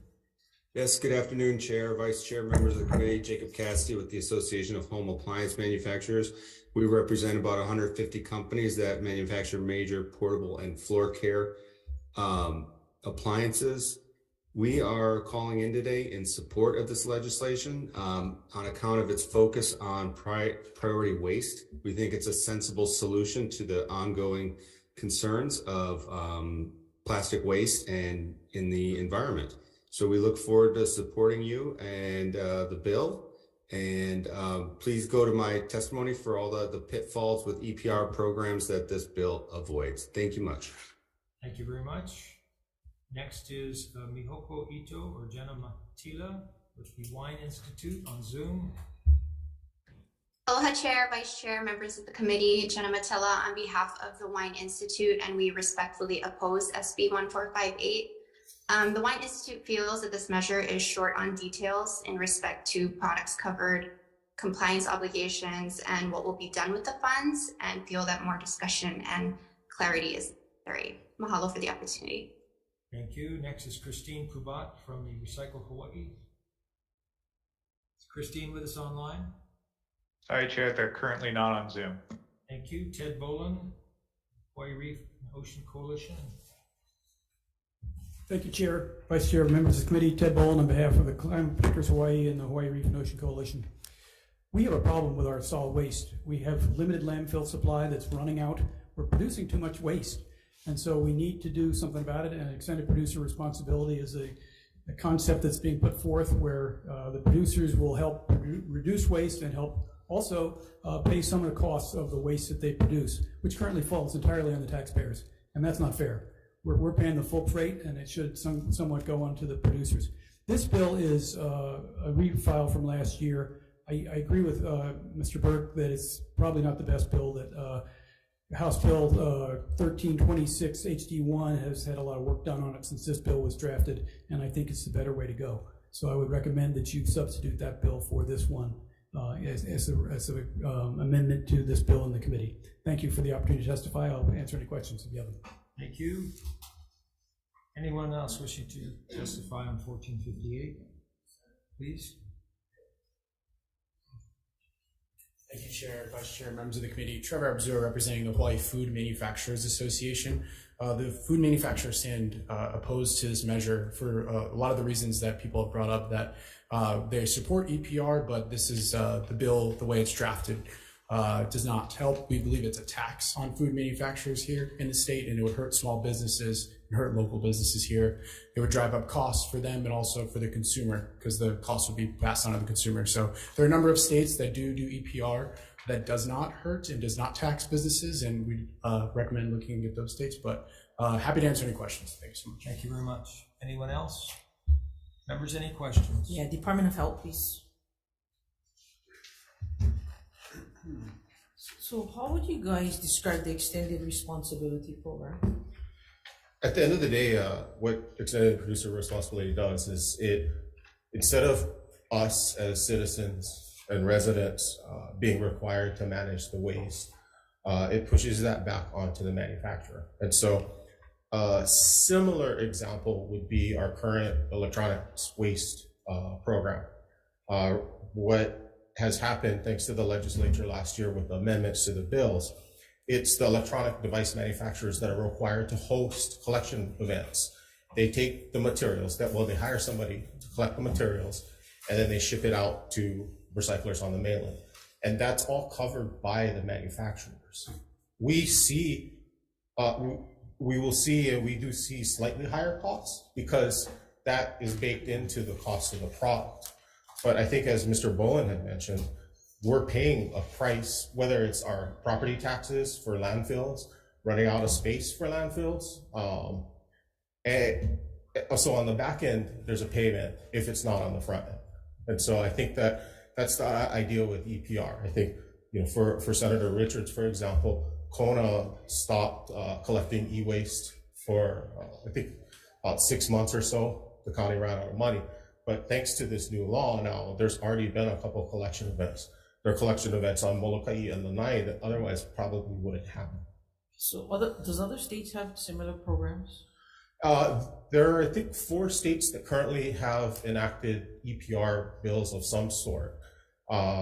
California is the big one. They have EPR for paint, for carpet, for a whole bunch of other materials.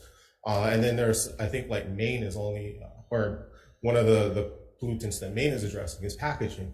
And so I think that, in our testimony, we did mention the House Bill 1326, because the idea is then we create an advisory council, we hash out some of these issues that are being brought up by industry, so that it's not just a tax, quote unquote tax, but it's a way to get the solutions for how this. much would it cost to establish a program like this? We're estimating, to start, it would be about $350,000 for the first each year for 2 years, 2 full-time positions, and then approximately $100,000 for a facilitator for an advisory committee, and then $50K for just additional expenses. So you guys are doing on all islands or just? Oh, of course. Yeah, this would be for statewide. 350 to cover every island. Well, so this would be to start with the task force, to develop the planning, develop the needs for each county, and for example, for Maui, the needs for each island within the county. And then from there, we would need to determine, from those needs assessments, we would determine a fee structure that would be coming from the manufacturers to actually ramp up how to address the programs. Okay, thank you. Yeah, no problem. Any other questions? Thank you. Thank you. Okay, next is SB 1585 relating to animal agriculture, prohibits new operations and renewal of existing licenses or permits to operate large concentrated animal feeding operations in the state under certain conditions and by an unspecified date. 1585, first up is Department of Ag.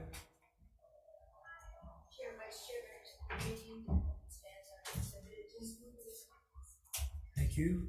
Kathy Gogol, the Animal Rights Hawaii. Here.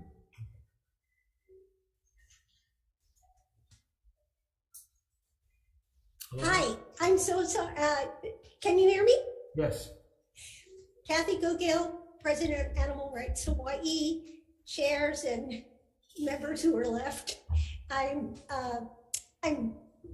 very, very very concerned about the future of CAFOs in our state, particularly dairy. And we don't have any very, very large hog farms, but I would assume that if you don't put a stop to this, that we're going to have it, and that the cause of so much environmental devastation, horrible from rainfall. We're having a lot of rain right now. This weekend, we might have more flooding. In places where there are CAFOs, there are manure lagoons, and manure lagoons overflow and they cause destruction. I know there are a lot of people who want to talk about this, so I'll just say, please do pass this. It's so necessary. Thank you, Kathy. Next is Sylvia Wu from the Center for Food Safety on Zoom. Sorry, Chair, they're not currently on Zoom. Thank you. Scott Enright from the Villa Rose. Good afternoon, Chair, Vice Chair, committee members. Scott Enright for Villa Rose. Chair, I'll stand on my written testimony in strong opposition, but a comment if I could. You know, the time that we've been trying to grow agriculture here in the state of Hawaii, to have legislation like this that looks to shut down valuable agricultural output is distressing. Thank you, Chair. Thank you. Bridget Hammerquist on Zoom in support. Good afternoon, Chair, Vice Chair, committee members. I have the pleasure of representing over 1,000 members of Friends of Mahalepu. We fought an industrial dairy that was proposed for Mahalepu Valley. They cleared the valley floor. It rained. We had a dark red-brown plume of dirt that traveled from Mahalepu Beach to the Keiki Pool at Poipu. So we knew what runoff does. All of the islands had it and have problems with it. Mr. Enright tried to tell us that it wasn't a problem on Big Island, and we went there ourselves and saw it. We saw waste rolling into the ocean outside of Ocala. So we are very much in favor of this bill and strongly support passing it. Our topography and our rainfall do not allow for large animal feed operations, and that was established during the EIS done at Mahalepu Valley. Thank you for your time. Thank you. Stephanie Kendrick from Hawaiian Humane Society on Zoom.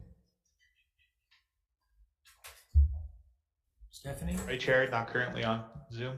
Thank you. Micah Munakata, Ulupono. Thank you. Don Lawson with Villa Rose on Zoom.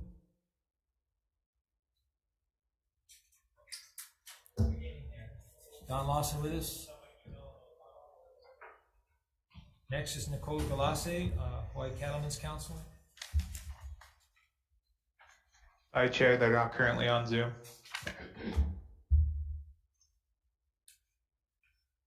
Okay, next is Chad Buck, Hawaii Food Service Alliance. Aloha, Chair, Vice Chair, Senator. Thank you for having me here. I'm the owner of Hawaii Food Service Alliance, the owner of Ni'ihau Provisions, and the owner of Hawaii Secure Foods. I have a bit of a dog in this fight in that I was the one that spent millions of dollars to buy the assets and secure the assets and help heal the lands of Ocala Dairy, a CAFO that was supported by Mr. Enright here, that had massive runoffs, destroyed the community below it, had runoff into the ocean, destroying the reefs and poisoning the ocean. Watching what this has done, you have people behind me that have had this done to their homes. I am in 1,000% support of bringing more food, local, sustainable food in a food secure Hawaii. The difference between locally owned food producers like ranchers who are stewards of the land, care for the land, watch the land, manage the land, farmers, local farmers as well. But when you bring in thousands and thousands of cattle or thousands or hundreds of thousands. Sorry, your time's up, Mr. Buck. Thank you very much for your testimony. Okay. Let's take a brief recess.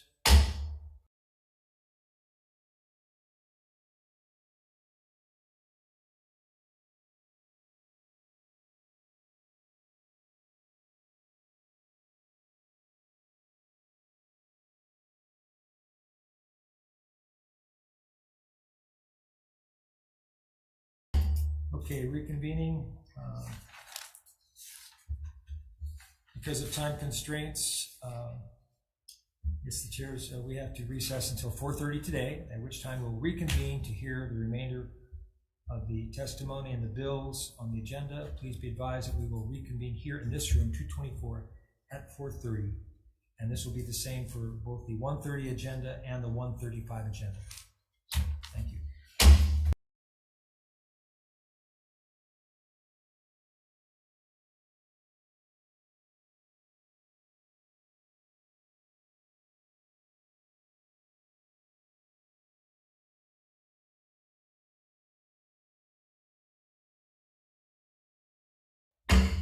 Aloha, and we are reconvening the 1:30 AEN hearing here in room 224. We left off on Senate Bill 1585 and testifiers, and having to do with animal agriculture. And so first up will be Mary Nishida. Mary?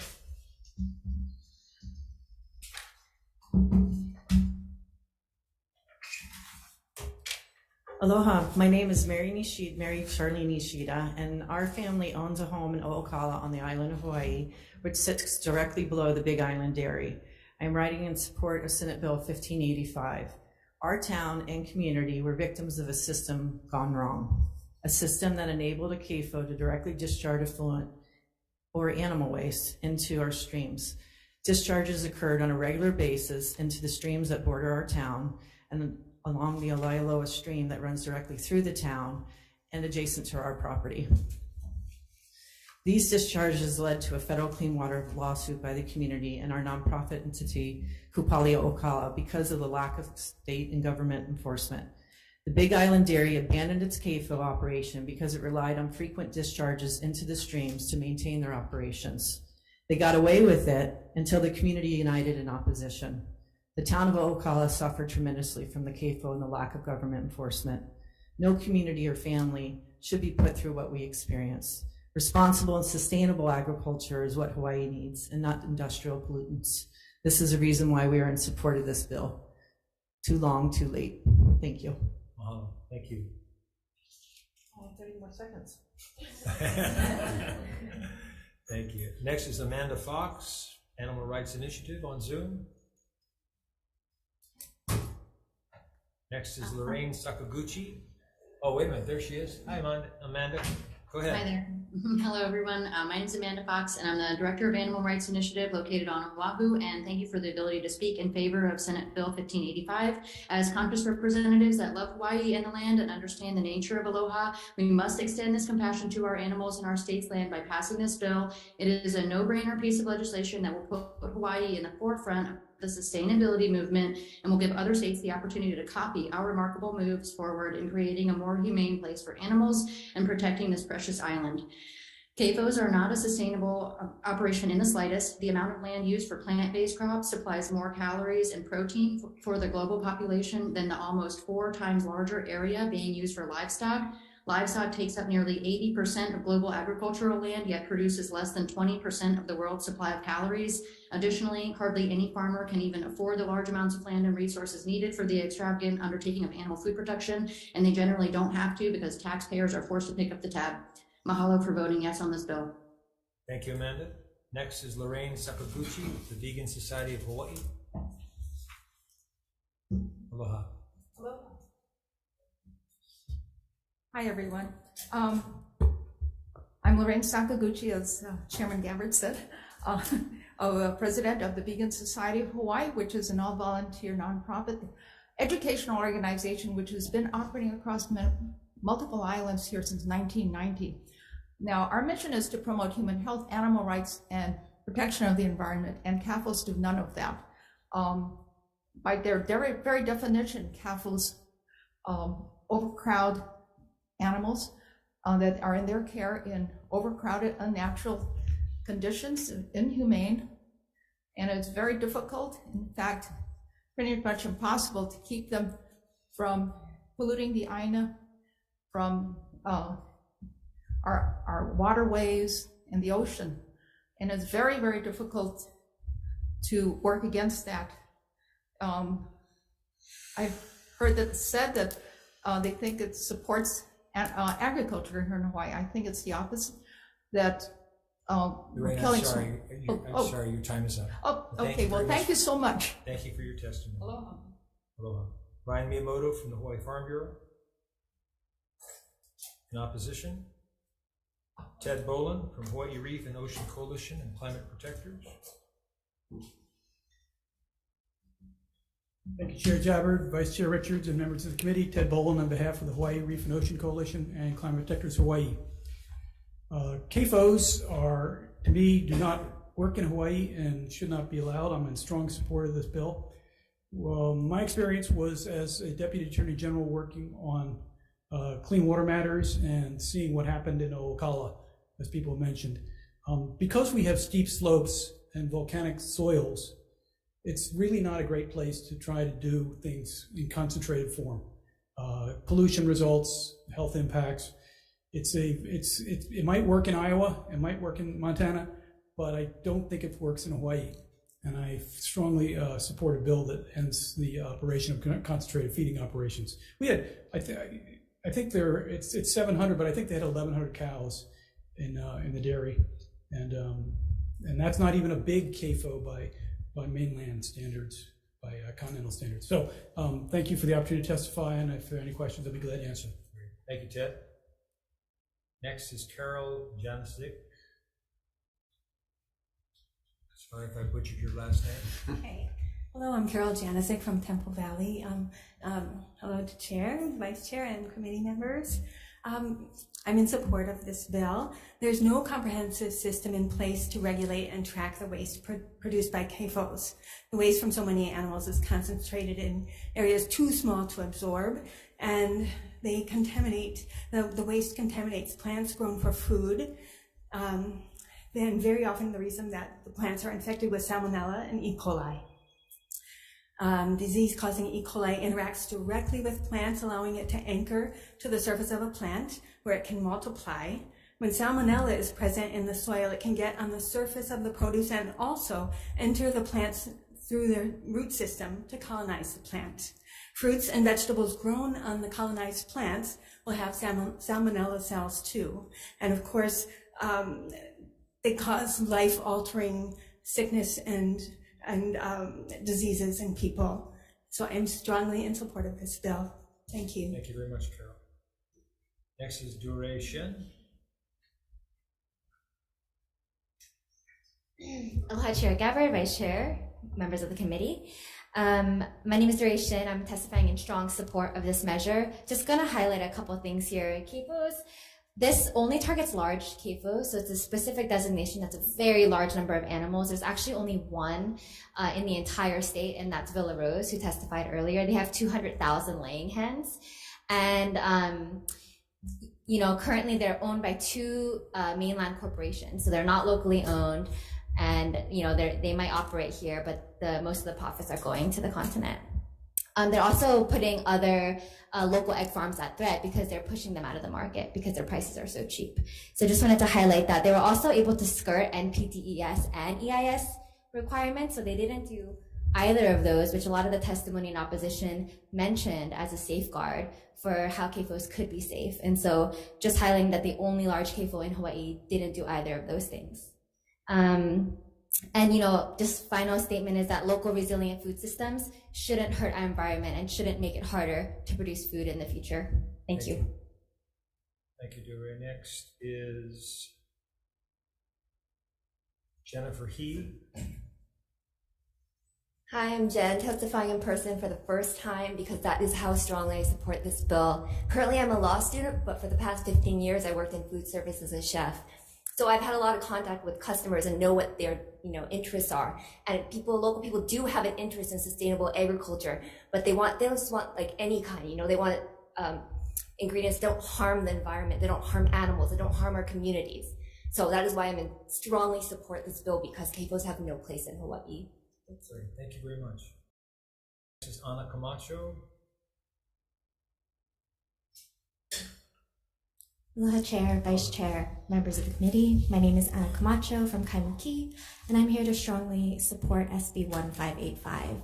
So the concern around CAFOs aren't just about the massive amounts of manure and waste that they produce, but also about the injustices and the health risks that they pose to workers, animals, and proximal communities that interact with these CAFOs. And so I think you'll find that SB 1585 is really in line with the American Public Health Association's call for a precautionary moratorium on new and expanding CAFOs.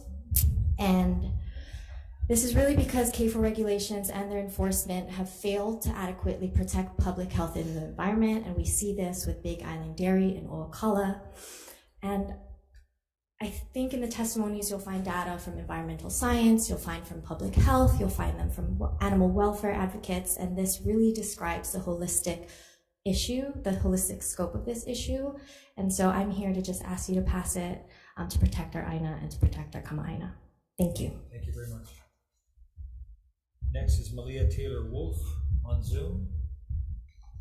Malia, are you with us today? Sorry, Chair, they're not currently on Zoom. Thank you. Zoe, Malia? Or Zoe Luz? Hi, aloha. My name is Zoe. I have a background in environmental studies and ethnic studies, and I strongly support SB 1585. CAFOs pollute our environment, plain and simple. Imagine living near a CAFO and inhaling constant air pollution from open vats of fecal matter and urine that CAFOs use to store gallons of animal waste. Do we want another Red Hill, but with pig or cow or chicken feces instead? Bacteria-infected water that harm the ecosystem and people? I would hope the answer is no. Mahalo for your time. Thank you very much. Next is Emily Sarasa. Aloha, my name is Emily Sarasa. I'm a student at Richardson as well. And from a legal perspective, I believe the legislature should phase out CAFOs because their continued operation is a violation of state civil rights and international humanitarian rights. Our Constitution guarantees each person the right to a clean and healthy environment. The UN General Assembly has also recently recognized that same right. CAFOs unnaturally concentrate hundreds or thousands of animals producing fecal waste and emissions. These emissions and this fecal waste pollute our shared air and water resources. By their very nature, CAFOs violate the fundamental right to a clean and healthy environment. I respectfully request that the committee supports this measure. Thank you. Thank you very much. Anyone else wishing to testify on this measure? We had a grand total of 89 in favor, 11 opposed, and 2 with comments. Members, are there any questions? I have a question. Senator. Department of Ag. Department of Ag.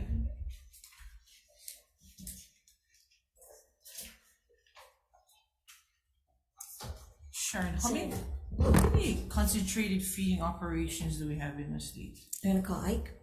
Oh, okay. He's here.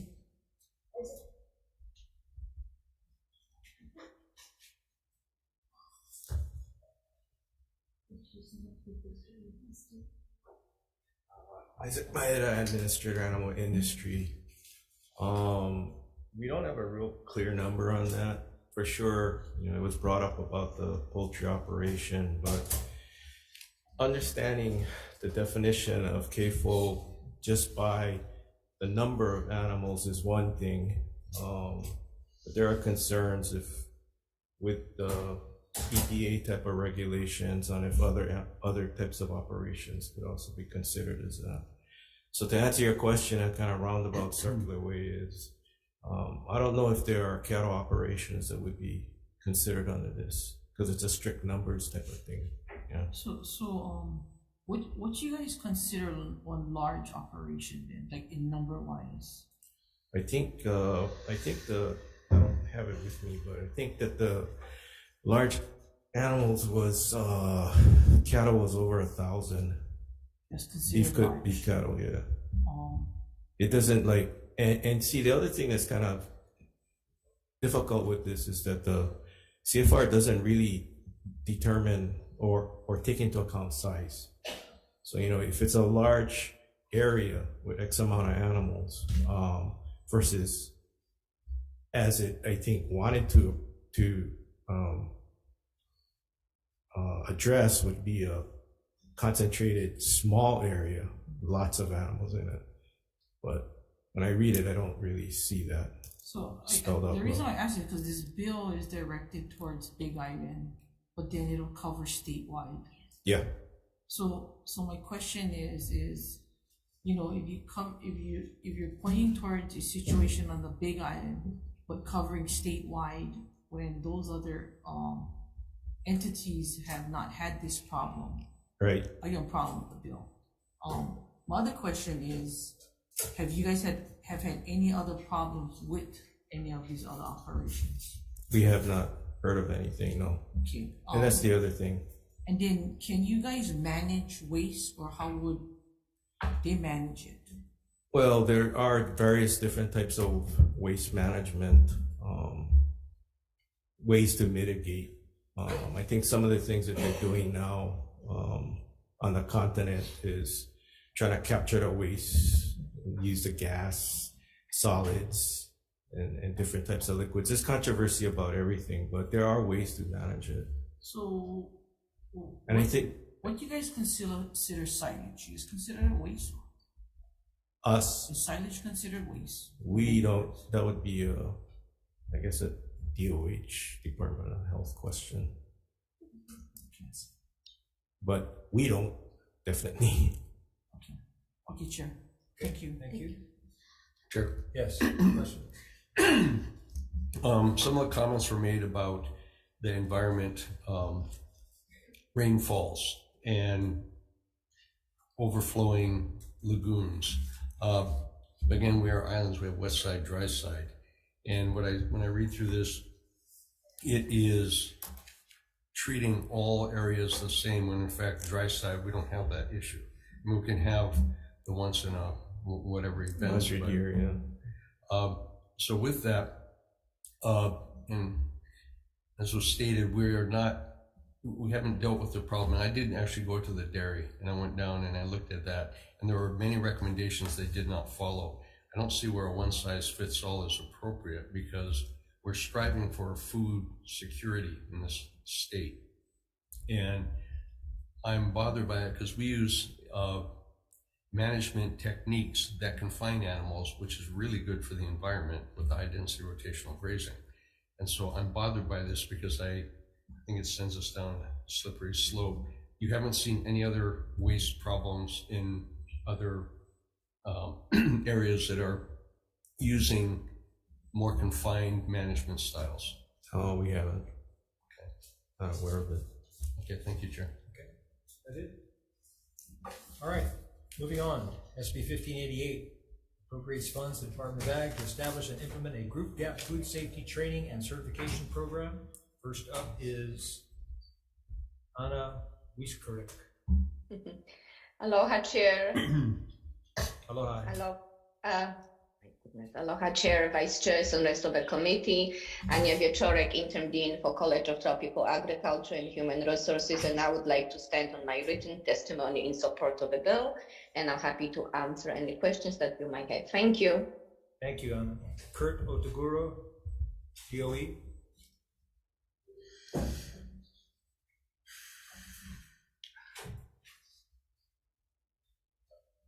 Good afternoon. Hello. Chair Garrett. Aloha.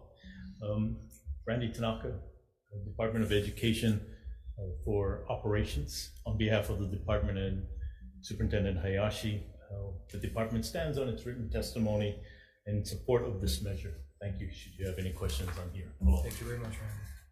Department of Ag.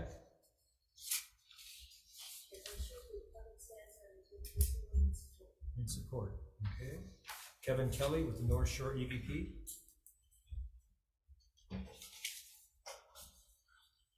Chair Gabbard, Vice Chair Richards, members of the committee, I'm Kevin Kelly. I'm president of the North Shore Economic Vitality Partnership. I just wanted to stand on my testimony in support of this bill, of course, but also just clarify some of the language and some of the testimony I was reading through.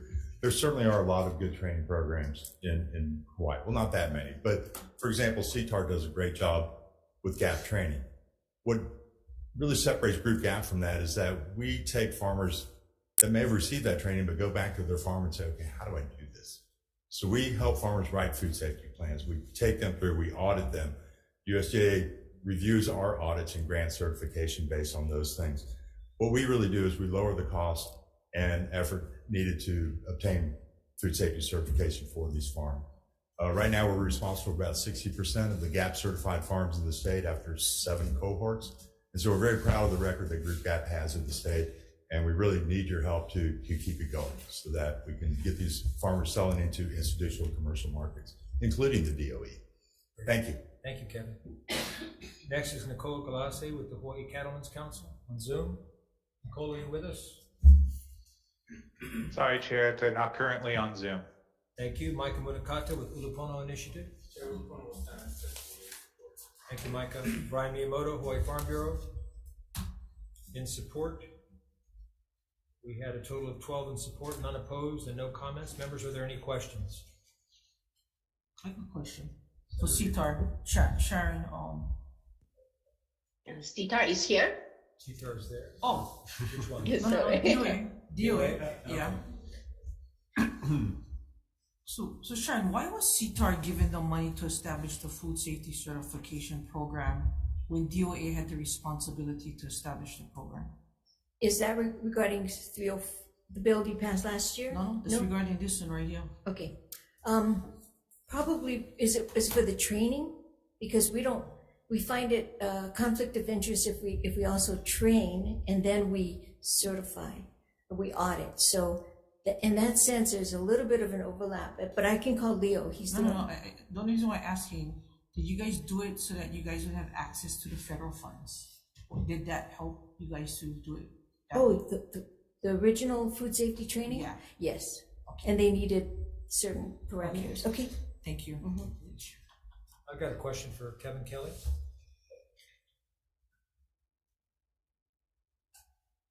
Yes, sir. Kevin, how is this different from what we passed last year, SB 2960 Act 136? That was just funding intended to supplement our grant funding that we've been running and growing this program on. We still haven't resolved the distribution of funds from that Act 136 yet, so we still haven't seen any benefit from that currently.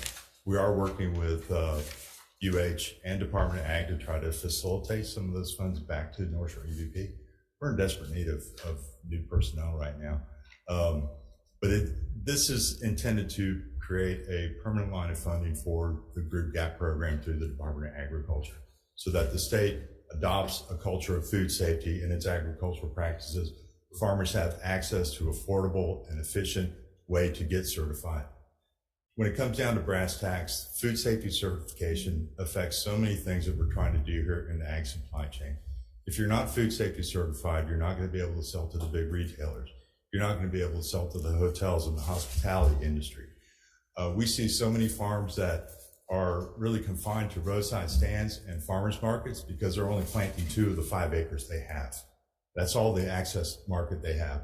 If we had DOE, for example, saying, we're going to buy 2 tons of lettuce this year, now we could take one of those farmers and say, we'll plant our other 3 acres in lettuce because we know we can sell it. We do need help, with the aggregation though. We still don't have a mid-scale aggregation facility in the state. The food hubs are coming together, but work down the road. Follow-up? Yes, sir. Yeah. Are your numbers increasing? Meaning, are you working with more people? Yes. As a matter of fact, today we got an email from USDA, and we certified another 10 farms as of the end of December, so they have certificates now. We are starting our 8th cohort, our 7th cohort right now, and we have 9 farms in there, including one from Molokai. So we're really glad to have Maui County jumping on board too. Rough guesstimate of growth percentage-wise from last year to this year or last couple of years? We've been steady at about 8 to 10 farms a year. And we're seeing more interest from distributors saying that we need traceability from our suppliers. So Mr. Buck here at Hawaii Food Service Alliance, Russell Hata, a lot of these folks are saying we need Cisco. They're saying we need to become FSMA compliant. So we see the need growing rapidly. Thank you. Thank you. So just a follow-up. So sure. Of those that you've brought on, how many of them are consistently growing and selling to those that are requiring food safety? We've had probably 3 or 4 of the 20 some odd farms that they came into the program because their suppliers were asking for it.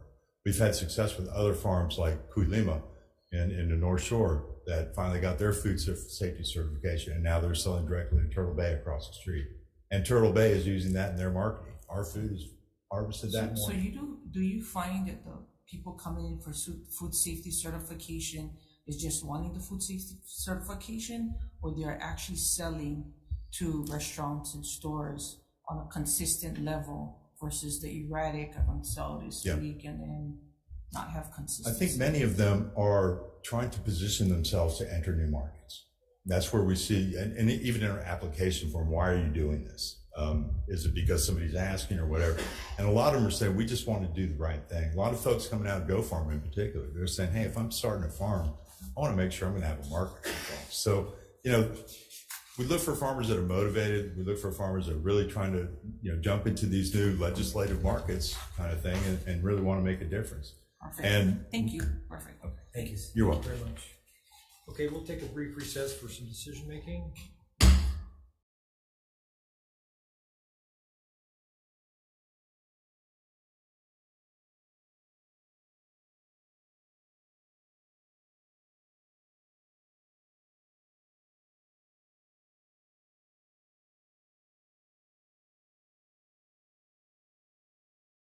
Reconvening the 1:30 AEN hearing, decision making. We'll start off with SB 756 on the establishing the Access to Local Food Act. Chair's recommendation will be to pass as is. Any discussion? Chair votes aye. Vice Chair. Vice Chair votes aye. Senator DeCoy. Aye. Senator Rhodes. Reservations. Senator Awa. Aye. Chair, you have 5 in favor. Motion is adopted. Thank you, members. SB 1272, establishing a program specialist position, Department of Ag. 1272. Recommendation of the chair is to pass as is. Any discussion? Chair votes aye. Vice Chair. Vice Chair votes aye. Senator DeCoy. Aye. Senator Rhodes. Aye. Senator Awa. Aye. Chair, you have 5 in favor. Motion is adopted.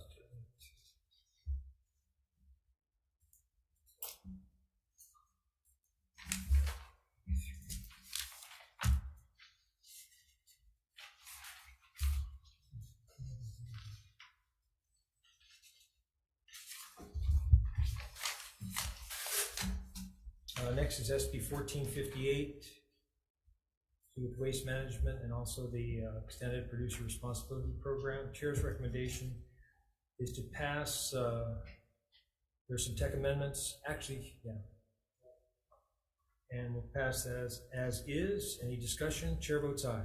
Yeah. Chair, to clarify, pass as is or with amendments? With amendments, yeah, with the tech amendments, yeah. Okay. Thank you. Chair votes aye. Vice Chair votes with reservations. Senator DeCoy. Aye. Senator Rhodes. Aye.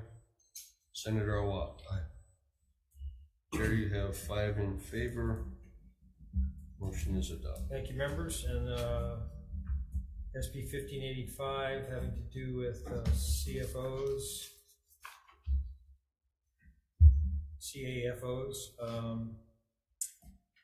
Chair's recommendation will be to pass as is. Any discussion?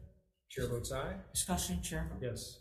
You know, this bill is targeted at everyone, and I have a problem. If that one individual, one entity is being subjected to doing what they're doing, then they should be the ones that are having the penalties inflicted.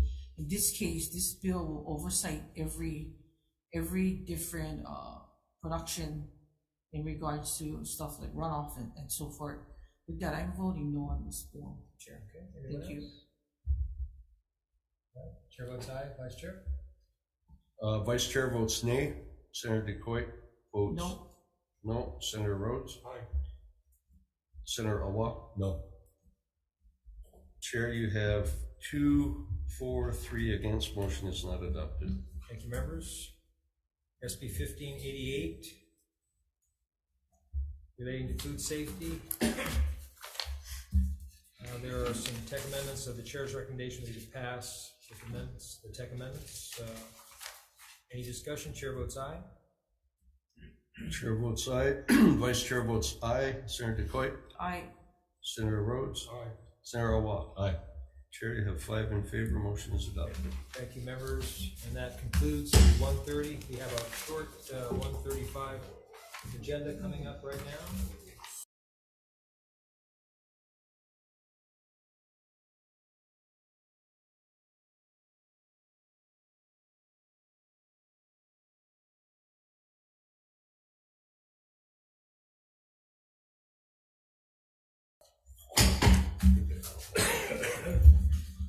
Calling to order the 1:35 AEN agenda.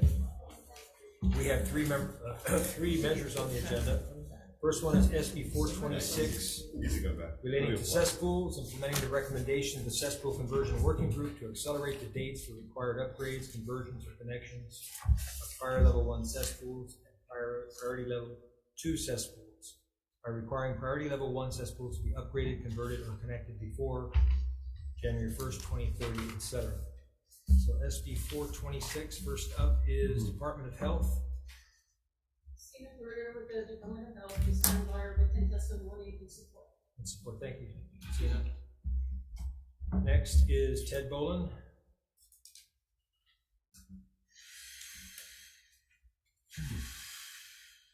Thank you, Chair Gabbard, Vice Chair Richards, members of the committee. Ted Boland on behalf of Hawaii Reef and Ocean Coalition. I served for 4 years with Sina and others on the cesspool conversion working group. That group's had a bunch of stakeholders. They studied priorities, technologies, and financing. And the main recommendation of that group was that some of the cesspools that have the highest priority, that cause the most pollution, should be upgraded before 2050, which was the existing law. So a certain group will be done in 2030, another group in 2035. And I strongly support this bill. It's the main recommendation of the working group. I think it makes good sense because we can't do them all in 2050 anyway. We have to stagger it. We have to do some now.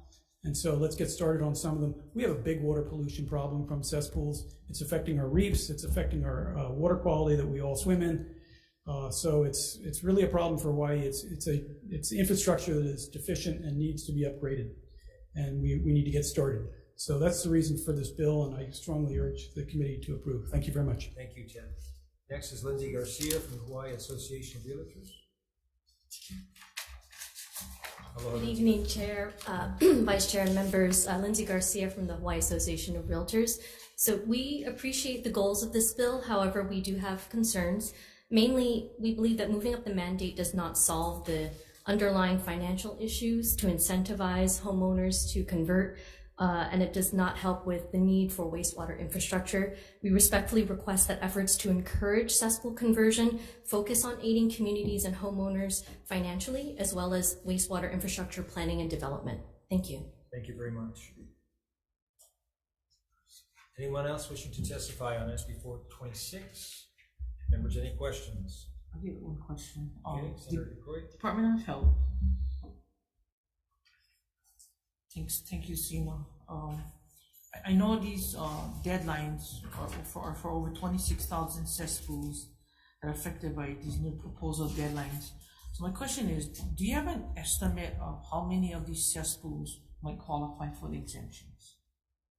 For the exemptions, if you ask me the honest truth, I don't think many would actually be exempted. Only because the impacts they have actually, I mean, the ones that are like high priority, you know, the 1 and 2s, these are the ones that are actually closer to like the ocean or streams. And just based on like the types of properties, because it is actually site specific, you know, rarely do we ever see where they can't put in, you know, some kind of on-site system. They can fit it somehow, you know, on the property. Challenges are if properties are less than, say, 5,000 square feet, you know, but a lot of the properties are not that size. So you have no estimate? No, we don't have an estimate because a lot of it is site specific. We haven't seen, so like the 20-something years I've worked there, they've always been able to put in some kind of system, on the lot. Okay, thank you, Chair. Okay, thank you. Chair, I have a question for Ted. Okay. Thanks, Senator. How you doing? Doing good. You worked on the working group. I did. And no one's going to disagree that cesspools are a potential problem, but moving the timeline up, did you guys have the conversation about funding this? Because again, Big Island, we have most of them, and I don't see how we're going to get this done because I don't see the funding in place. The working group had a committee on financing that I was on, and there was a lot of discussion. There was Carrie Ashita testified a month ago about the financing aspect. She was a consultant who worked on this. So it is very much a focus of the working group. We recognize that this isn't going to happen if people can't afford it. So there's a need to get federal funding, state funding, private funding, because no question, you raise a good issue. If we don't have the money, this isn't going to happen because most homeowners can't afford this without help. Right. There needs to be financial help. Yeah, okay. And my concern is if we move up the timeline, we're going to take law-abiding citizens and make them move them into being in violation, and I don't like that because they couldn't do something about it. I agree with you. Thank you. Okay. And just keep in mind, we have a hard stop in 13 minutes. Got it. 5:30. So we'll continue on with SB 792, establishing a local ag transportation cost reimbursement incentive program. First up is Department of Ag.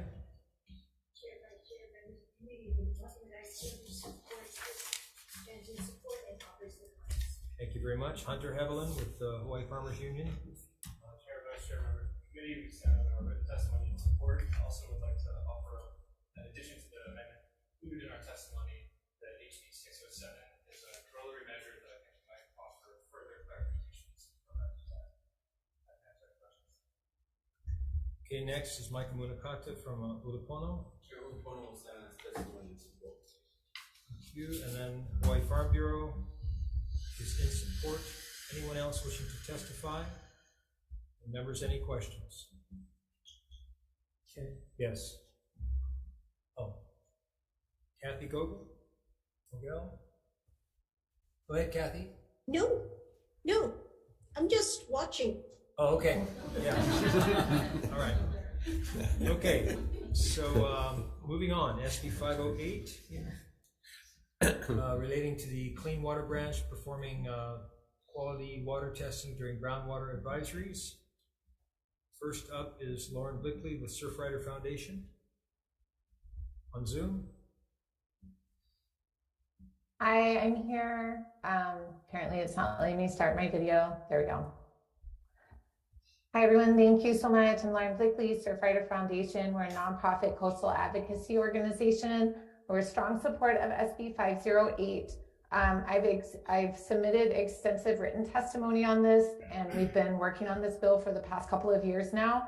I just wanted to highlight that in Department of Health's testimony that their testimony really misconstrued the requirements of this bill and the impacts that this bill would have on their department and cost. And I'm happy to go into more details about that. Simply, this bill wants the Department of Health on their regularly scheduled sample days, when they pull up to the beach, if that beach has brown water, take a sample. If it has clear water, take a sample. We want the sample. We need this important data, and our community deserves to know what kind of water they're swimming in. Thank you. Thank you. Next is Matthew Geyer in support. Anyone else wishing to testify on SB 508? Yes.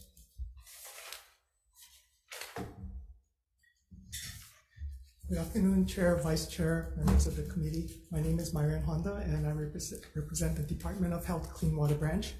And we stand on our written testimony commenting to SB 508.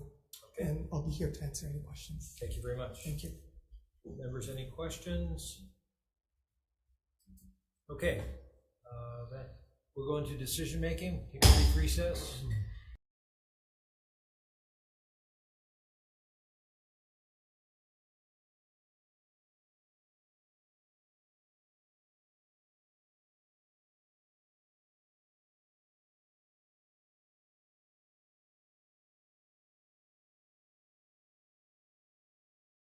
Okay, reconvening the AEN 135 agenda for some decision making on the first measure, SB 426, relating to cesspools. The chair's recommendation will be passed with amendments that were proposed by DOH. Amending the bill at page 2, lines 20 and 21, 10, page 4, line 16, and page 5, line 3, to reference the University of Hawaii's 2022 Hawaii Cesspool Hazard Assessment and Prioritization Tool. Any concerns, comments? Quick comment, Chair. Yes. Yeah, I'm concerned about the timeline, so with that I'll support, but with reservations. Okay. So Chair votes aye. Vice Chair? Vice Chair votes aye with reservations. Senator DeCoit? Reservations. Senator Rhodes? Aye. Senator Awat? No. Chair, you have 4 in favor. Motion carries. Thank you, members. And on SB 792, relating to agriculture, we're going to do the decision making on this one at 1 o'clock tomorrow. That's February 16th, Thursday, here in room, no, not here, but in room 229. And then on SB 508, relating to the environment, we'll also do the decision making on that one at 1 o'clock p.m. Thursday, February 16th, in room 229. Okay, thank you very much, and that adjourns the 135.